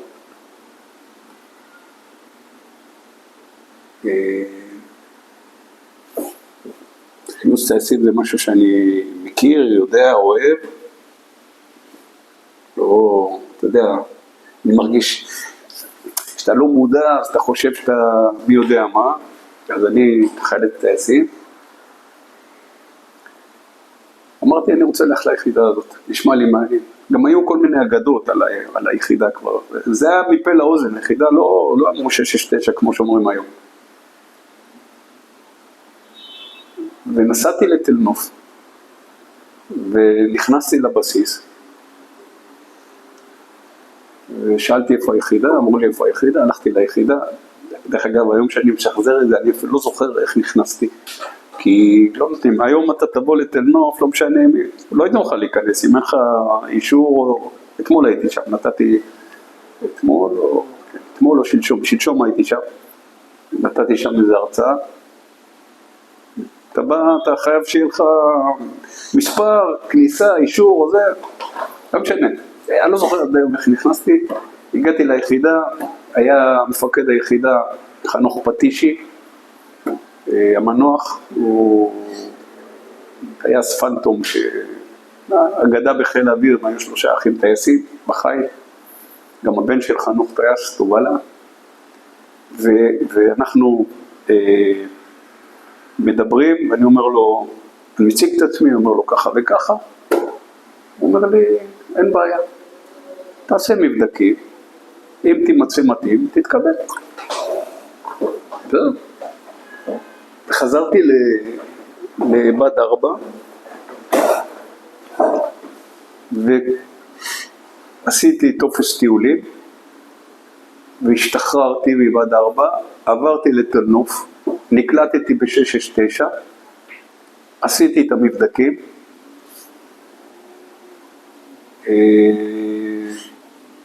והתקבלתי. אבל זה היה מצחיק, כאילו, עשיתי טופס טיולים ועזבתי עוד לפני שנתנו לי אישור שאני נקלט ביחידה, אבל זה מה שהיה, נקלטתי. עכשיו פעם ראשונה שעשיתי מה שנקרא, אנחנו היינו במחזור, אני במחזור ד' של 669. היחידה כאמור הוקמה ב1 באפריל 74. התחילו לרוץ במקביל קורס ראשון, קורס שני וקורס שלישי. רצו במקביל. בדירוג, אבל חלק מהזמן הם רצו במקביל. מפקד היחידה היה פטישי אז, בזמנו, חנוך פטישי, סגנו היה אבנר אילנאי. מי שהקימו את היחידה היו רון שחר ואבנר עילאי, והיחידה הוקמה כאמור על בסיס אותה מסקנה של הוועדה שהוקמה אחרי התאונה שהייתה ביוני 72, ולקח עוד כמעט שנתיים עד שהקימו. אנחנו היינו הקורס הראשון בעצם שעשה מבדקים ליחידה, וגם לא היינו, אף אחד מאיתנו לא גויס בבקום, היחידה עוד לא גייסה בבקום, זה מה שנקרא מביא את האנשים מן היקב ומן הגורן, מי פנוי בדיזנגוף, מי רוצה לבוא, מי שמתאים. עשו לנו מבדקים שכללו מסעות ארוכים, התמודדות עם חוסר ודאות, מבדקי מים, עבודה מתחת למים, עבודה בגובה, כאלה. וואלה, היה בסדר. והתחלנו את הקורס. בספטמבר, למה אני מספר את כל הסיפור עם בד 4? כי באיזשהו שלב מתקשרים אליי מפיקוד הדרכה, אומרים לי, איפה אתה? אמרתי, אני בתל נוף. מה פתאום אתה בתל נוף? אתה עריק? קיבלתי אישור עכשיו. היו לי כמובן כל השחרורים הרצויים, אבל הצבא בברדק, גם בתקופות כאלו בברדק, בטח אז, לא משנה, זה היה מין קוריוז כזה, אבל זה הצחיק אותי שהם לא יודעים שפה שוחררתי, והתחלנו את הקורס. הקורס התחיל ביום הראשון של הקורס, היה השיטפון הגדול בדרג'ה, נספו שם 6 מטיילים מחפץ חיים, נסחפו וטבעו למוות. זה היה בספטמבר 1975, היחידה כבר יחידה מבצעית, כבר מינואר 75 היא יחידה מבצעית, עושה חילוצים, ובאותו יום אני זוכר את הלוחמים הוותיקים, רצים, ציוד וזה, חזרו אחר כך, סיפרו לנו חוויות לא היה דיסטנס בינינו לבין הלוחמים הוותיקים, מה שהיום היחידה, כשיש קורס, אז אין קשר בין הלוחמים הוותיקים לזולת הסגל שלהם. אין להם קשר עם הלוחמים, גם לא נכנסים לתוך היחידה, הם מחוץ ליחידה באיזה מקום. אז היינו בתוך היחידה, הכל היה ביחד. מסלול מרתק ב-669, אגב, כשהוקמה היחידה, מטה חיל האוויר לא החליט האם זאת תהיה יחידה של לוחמים או יחידה של טכנאים. הוא לא החליט. ומי שקבע מה תהיה דמות היחידה זה אנחנו בעצם. ואנחנו הלכנו לכיוון של לוחמים. ואצלנו בקורס עשינו אימונים עד רמת צוות. כאילו היינו בקטע של עד רמת צוות. בודד, חוליה, צוות, אימוני חיר, ועשינו אימוני חבלים. והחבלים היה לא בגלישה ספורטיבית, אלא בקטע של חילוצים, עבודה שאתה עובד על צוק עם חבלים, עם טכניקות, הכל, מה שנקרא, למדנו, כמעט היה איזה איש, וולפגנג קראו לו, שהוא היה אוסטרי, שבא והיה עם הקורס הראשון, הוא אימן אותם, אבל כל התורה אחר כך נבנתה על ידי אנשים ביחידה. לאט לאט בנינו תורת חילוצים, פיתחנו שיטות חילוץ, דברים שלא היו קיימים עד אז. אני כתבתי בזמנו את נוהל חילוץ מכלי שייט, לדוגמה. זה כי היה לי ניסיון בחילוץ מכלי שייט, התאמנו כולנו, אבל לי היה ניסיון מעשי בחילוץ מכלי שייט, חילצנו פעם מופע, אבל לרדת לסיפור, לעשות סריקה, להנחית את המסוק, כל האירוע הזה, זה היה הכל תוך כדי עבודה. ב-669 הבנתי כמה חובנים היינו בחרוב בכל מה שקשור בחילוץ טייסים. קראנו לעצמנו צוות חילוץ טייסים, איפה זה? 669 אתה בא, אתה לומד על המטוס, אתה לומד איפה אתה יכול לפתוח את הקוקפיט, אתה לומד איך אתה יכול לשחרר את הטייס, האבזמים שלו בכיסא, מה מהציוד שלו אתה יכול להוציא, או טייסים צולחים למים למשל, הם חגורים ויש להם מצנח וסירה שקשורה אליהם. אם הטייס מגיע במצב לא טוב למים והוא לא שחרר את הדברים האלה, אתה צריך לשחרר אותם, אתה צריך ללמוד לעשות את זה. תעשה צילום, תשים חליפות חלל, תעשה צילום גובה רב, תשים עם חליפות חלל, עוד בזמן הפנטומים די. אתה צריך לדעת איך לעבוד, אתה צריך לדעת איך לשחרר את הציוד הזה, אתה צריך לדעת איפה כל אבזם נמצא. כל הדברים האלה למדנו שם. עבודה מתחת למים, השייטים האלה שיצאו לחלץ ביוני 72, בחיים לא עבדו מתחת למים במתאר כזה. אז היו שם המון תקלות שבסוף אמרתי, גרמו למותו של תביעתו של אחד הטייסים. לא אשמתם של המחלצים, אף אחד לא הכין אותם לזה. אנחנו למדנו את כל הדברים האלה, התאמנו על הדברים האלה. התאמנו בים, התאמנו ביבשה, התאמנו בצוקים. שלג אין כל שנה, אבל גם עבודה בשלג התאמנו. כשירד שלג עלינו לאימונים בחרמון. הייתה אגדה ש9 מתאמנים בשוויץ, לא נכון, רק בארץ.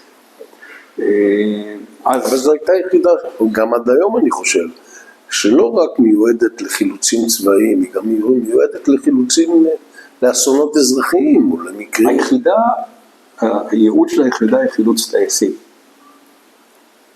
זו הייעוד של היחידה. זה שבזמנו 669 עסקה גם בחילוץ אזרחי, בעיקר הייתה הכוח העיקרי, לא היחידי שעסק, אנחנו בזמנו לא היו עוד כוחות, לא היו מה שיש היום, כל יחידות החילוץ האזוריות של המשטרה, היום למשטרה יש פסוקים שמחלצים, לא היה כל זה, זה אנחנו עשינו, אבל זה היה בחוסר ברירה, לא כי זה היה הייעוד שלנו, הייעוד שלנו היה חילוץ טייסים, אבל עשינו את זה כי לא היה מישהו אחר שיעשה את זה. ואתה לא משאיר פצועים בשטח, לא משנה עם אזרחים מטומטמים שפעלו בחוסר אחריות ונכנסו לקניון בניגוד להנחיות, אתה גם דבילים כאלה אתה מוציא, וזה מה ש669 עשתה היום גם, היום מה שקורה, רוב המקרים זה נגמר באמצעות יחידות החילוץ המשטרתיות. אגב, אני בקטע הזה של חילוץ, ב669 היו שני אירועים, יצא להשתתף בחילוץ של, היו אז בתקופה ההיא, היו המון מטוסי כפיר שנטשו, כפיר הייתה לו תכונה מוזרה, הוא היה ממריא ואז המנוע היה משתנק וטייס היה צריך לנטוש. אז כאלה היו לנו הרבה, אתה בא בעצם זה טכני, אתה נוחת לידו, מוציא אותה אליהם, כן הוא נפגע.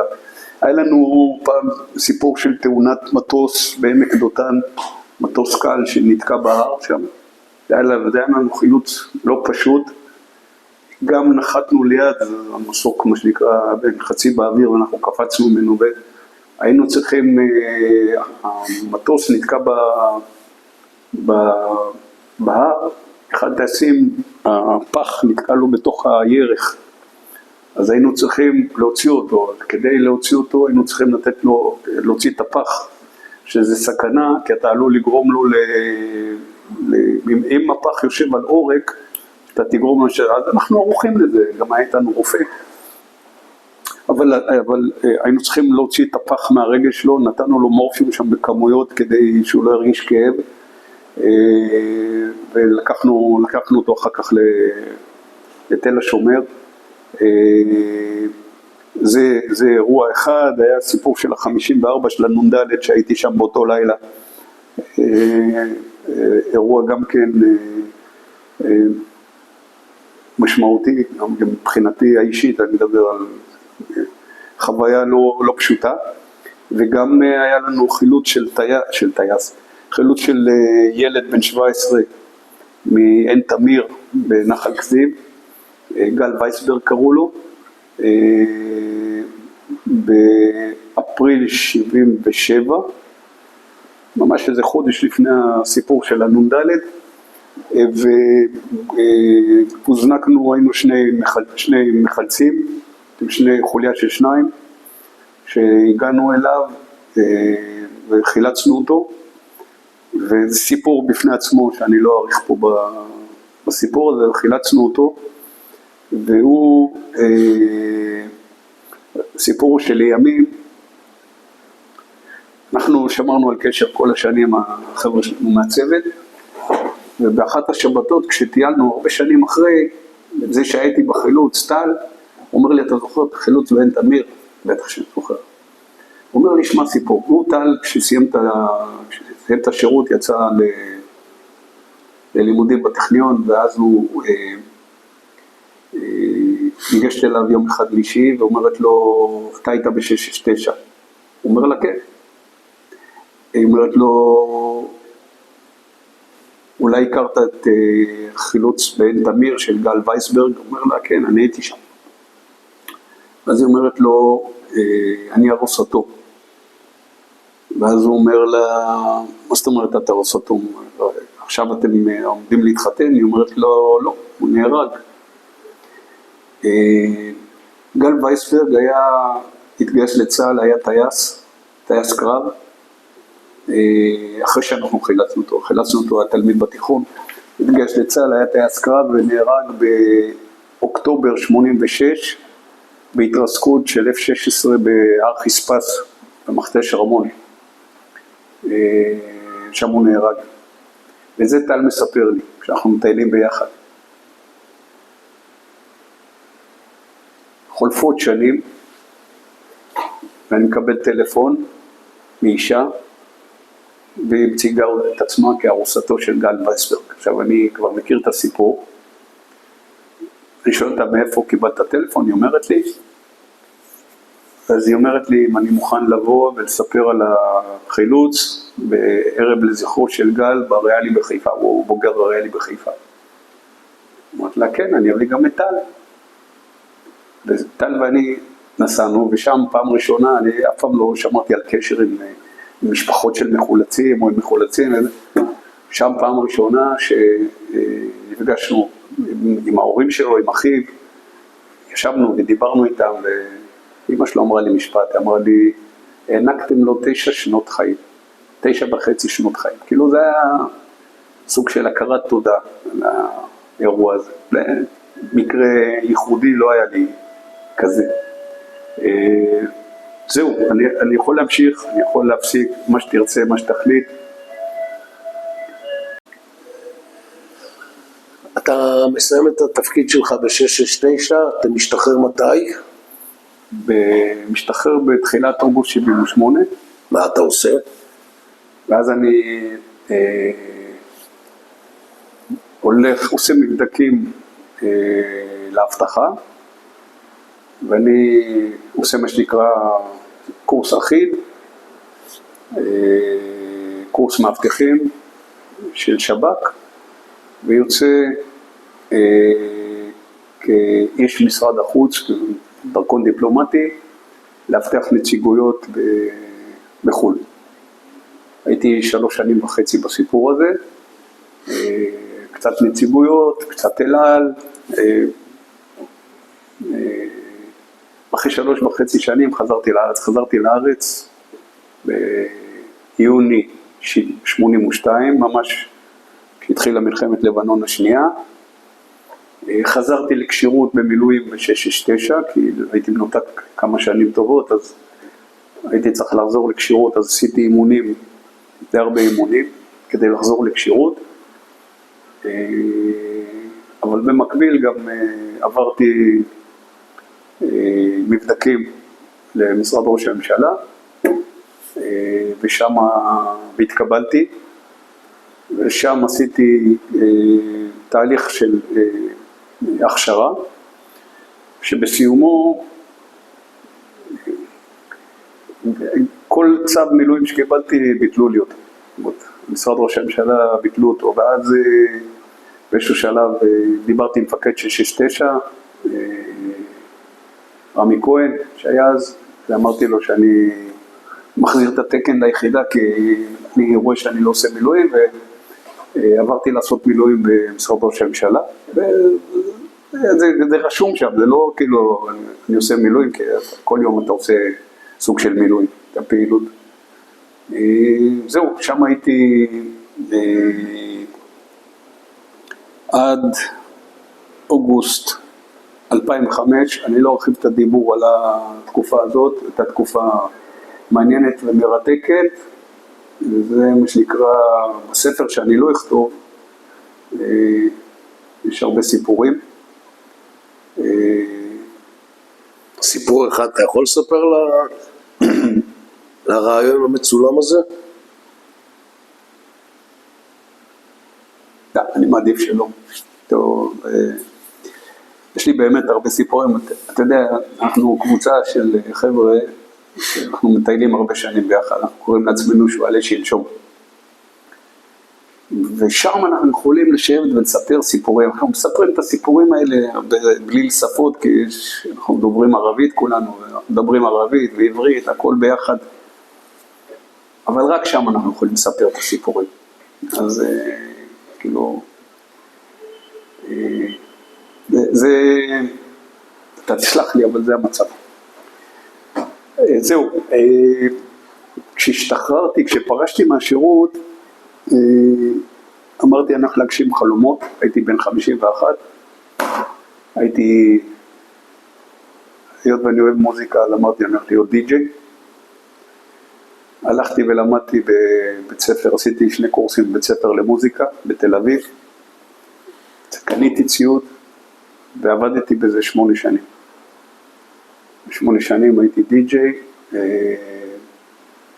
כיף לא נורמלי, אבל לא קל, כי אתה עובד בלילות, עבדתי גם בימים פה ושם, היו לי גם דברים שעשיתי בהתנדבות כמובן, אבל אחרי 8 שנים אתה נשחק, זה עבודה לצעירים יותר, אני כבר הגעתי לזה בגיל מאוחר יחסית, אבל נהניתי, מאוד מאוד נהניתי, במקביל גם עבדתי ביקב, שם עבדתי מה שנקרא, לא רציתי כסף, עשיתי את העבודה ביקב מתוך אהבה. איזה יקב? יקב בגדרה, יקב זוברמן. מה אתה עושה ככה? כי אתה מכיר? מכיר. אני אוהב לשתות יין, אז איציק זוברמן הוא חבר, אז היינו חברים קרובים מאוד, ועבדתי איתו ביקב, מאוד מאוד נהניתי, גם תקרא זה היה גם קטע, אני סיימתי את התפקיד שלי בדרגה בכירה, וכשאתה עולה בדרגות, אז לא נעים להגיד, אבל כולם, אני לא רוצה להגיד מלקקים לך, אבל זה על הגבול. מה היה מתקשרים אליך להגיד שנה טובה, חג שמח, ויום הולדת שמח, ואתה מקבל רכב, ואתה מקבל, אפילו הכיסא הוא סמל מעמד, וכל מיני דברים שאני ידעתי, אתה לא צריך לטפל ברכב שלך, מישהו לוקח לך אותו לטיפול, מישהו עם הטלפון מתקלקל, אז מישהו ייקח אותו לתיקון, אתה לא מבזבז את הזמן שלך על הדברים האלה, ואני ידעתי כל הזמן להגיד לעצמי, שאסור לי להסתנבר מהדברים האלה. כי בסוף בינינו, אני עמי צוקרמן הקטן שגדל בנווה נאמן ולא איזה ביג בוס. ידעתי שאני אשאר עם החברים שלי, עם האנשים שאני אוהב, ואסור להתרגש מכל מה שנלווה למעמד. ואחד הדברים הראשונים שעשיתי זה היה לקחת את הרכב לטסט, שזה היה אירוע, לעמוד בתור עם כולם, מחכות, לראות איך עובדים האנשים, לתת להם בראש ציונים, אבל מעבר לזה אתה לא יכול לעשות כלום, כי אתה גם רוצה שיעבירו אותך ולא לריב איתם. והעבודה ביקב לימדה אותי הרבה על הקטע הזה של האגו. יש אגו, אבל אתה תלמד לא לתת לו לנהל אותך. כי שטפתי את הרצפה ביקב, וניקיתי את הזבל כשהיה בפסולת העבודות. אתה עושה כל מיני עבודות, אז אתה מייצר זבל, מייצר פסולת, אז לא זבל, פסולת, אתה צריך לנקות את זה, ואתה מנקה את הכל מבריק, וכל התהליך, ואחר כך החלוקה של היין, כאילו היו לנו לקוחות ליקב, חלקם באו ולקחו, חלקם אני נסעתי לספק. כשאתה בא לספק, אז אתה נתקל בכל מיני תופעות, אתה נתקל באחראי מחסן באיזה מסעדה, שמתעמר בך, כי הוא, ועכשיו, חוץ מפעם אחת שמישהו הביא לי את הסעיף, שהייתי צריך, כי מהנסיעה למסעדה, מסעדה מפורסמת בתל אביב, מסעדת יוקרה, שהייתה אז, הייתי צריך לנסוע לתת הרצאה במשרד ראש הממשלה,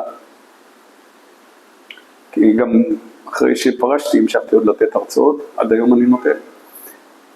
והבן אדם מתעמר בי, לא לוקח, לא מתחשב וזה, באיזשהו שאלה, תפשתי אותו, אמרתי לו, שמע, אני לא יודע מי אתה ומה אתה, אני עוד מעט שובר לך בקבוק על הראש, קח את הדברים, תשחרר אותי, תחילה. אז הוא, מה שנקרא, תפס את עצמו, במקום אחר, הבאתי יין לאיזה משפחה, ומי שקיבל את פניי זה ילד בן 12, 13, משהו כזה, ובסוף, אחרי ששמתי את הבקבוקים במקום שהוא הראה לי, הוא נותן לי 10 שקלים טיפ. אמרתי לו, חמוד, הכל טוב, קח את זה בשבילך, תשמור את זה. אבל אלה הדברים. אז גם איזה, מעבר לקטע שאני, תהליך מרתק, עשיית יין והחברותה. רכשתי הרבה חברים בסיפור הזה, ובמקביל המשכתי לעסוק בכל מיני דברים שעסקתי בהם כל השנים, והצטרפתי ליחידת החילוץ של חיליק מגנוס, ויצאתי מטעמו לכמה חילוצים בכל מיני מקומות בעולם. גם על זה יש לי סיפורים, אבל נראה לי לא זו המטרה שלשמה התכנסנו. אז זהו. קצת על המשפחה הגרעינית שלך? המשפחה הגרעינית שלי. אני התחתנתי ב-78 עם אופרה. אופרה היא אשתי, אני אומר אשתי כי אשתי בנפרד, אנחנו נפרדנו, אבל עדיין אשתי, רשמית על פי הרשומות. יש לי בת זוג היום, שגרה פה לא רחוק ממני, יעל. עם אופרה, יש לנו 3 ילדים, לאופרה ולי, ו8 נכדים. יעל, רגע, אני רוצה על הילדים.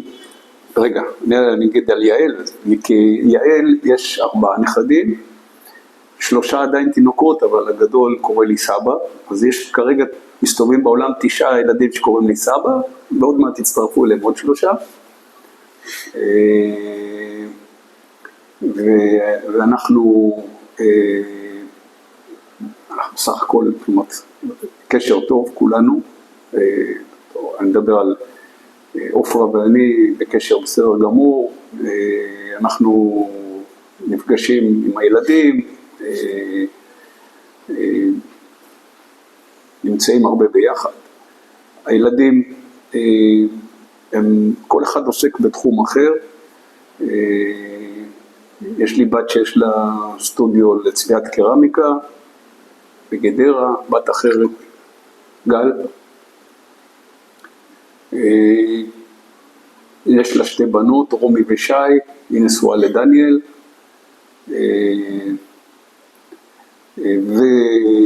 ורעות היא הבכורה, ורעות עובדת בחברת דיפלומט, היא תפקיד ניהול שם, מאוד מצליחה, מאוד מאוד מצליחה, ילדה חכמה, נשואה ליניב, והילדים זה איתן, נדב ורז, רז בת, איתן הוא הבכור בן 14, הוא גם הנכד הבכור שלנו,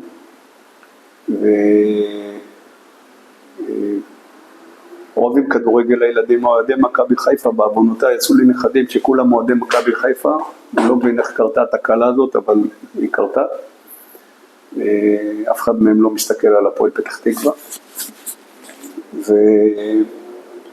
ועידן גר בצפון, נשוי ליסמין, אבא לטל, שחר ואביב, אביב הבת, כי הנכד הבכור של יעלי הוא אביב, הוא אביב הבן. אז יש לי 2 אביבים, ובסך הכל אני חושב כאילו, אם אני שומע על מערכות יחסים שבין פרודים לפרודות, גרושים גרושות, אז אני שומע על הרבה דם רע, זה לא המצב. שמחתי, גם לא, כאילו, יש לי קשר מאוד קרוב וטוב עם הבעל לשעבר של יעל. בסך הכל, אתה יודע, בסוף, החיים מזמנים לך כל מיני דברים, צריך להיות בן אדם. לדעתי, זה מה שחשוב. עמי, אני רוצה להודות לך על הדברים האלה. שמענו הרבה על סיירת חרוב, הרבה דברים שלא ידעתי. מאחל לך בריאות והרבה נחת. תודה רבה. העונג כולו שלי.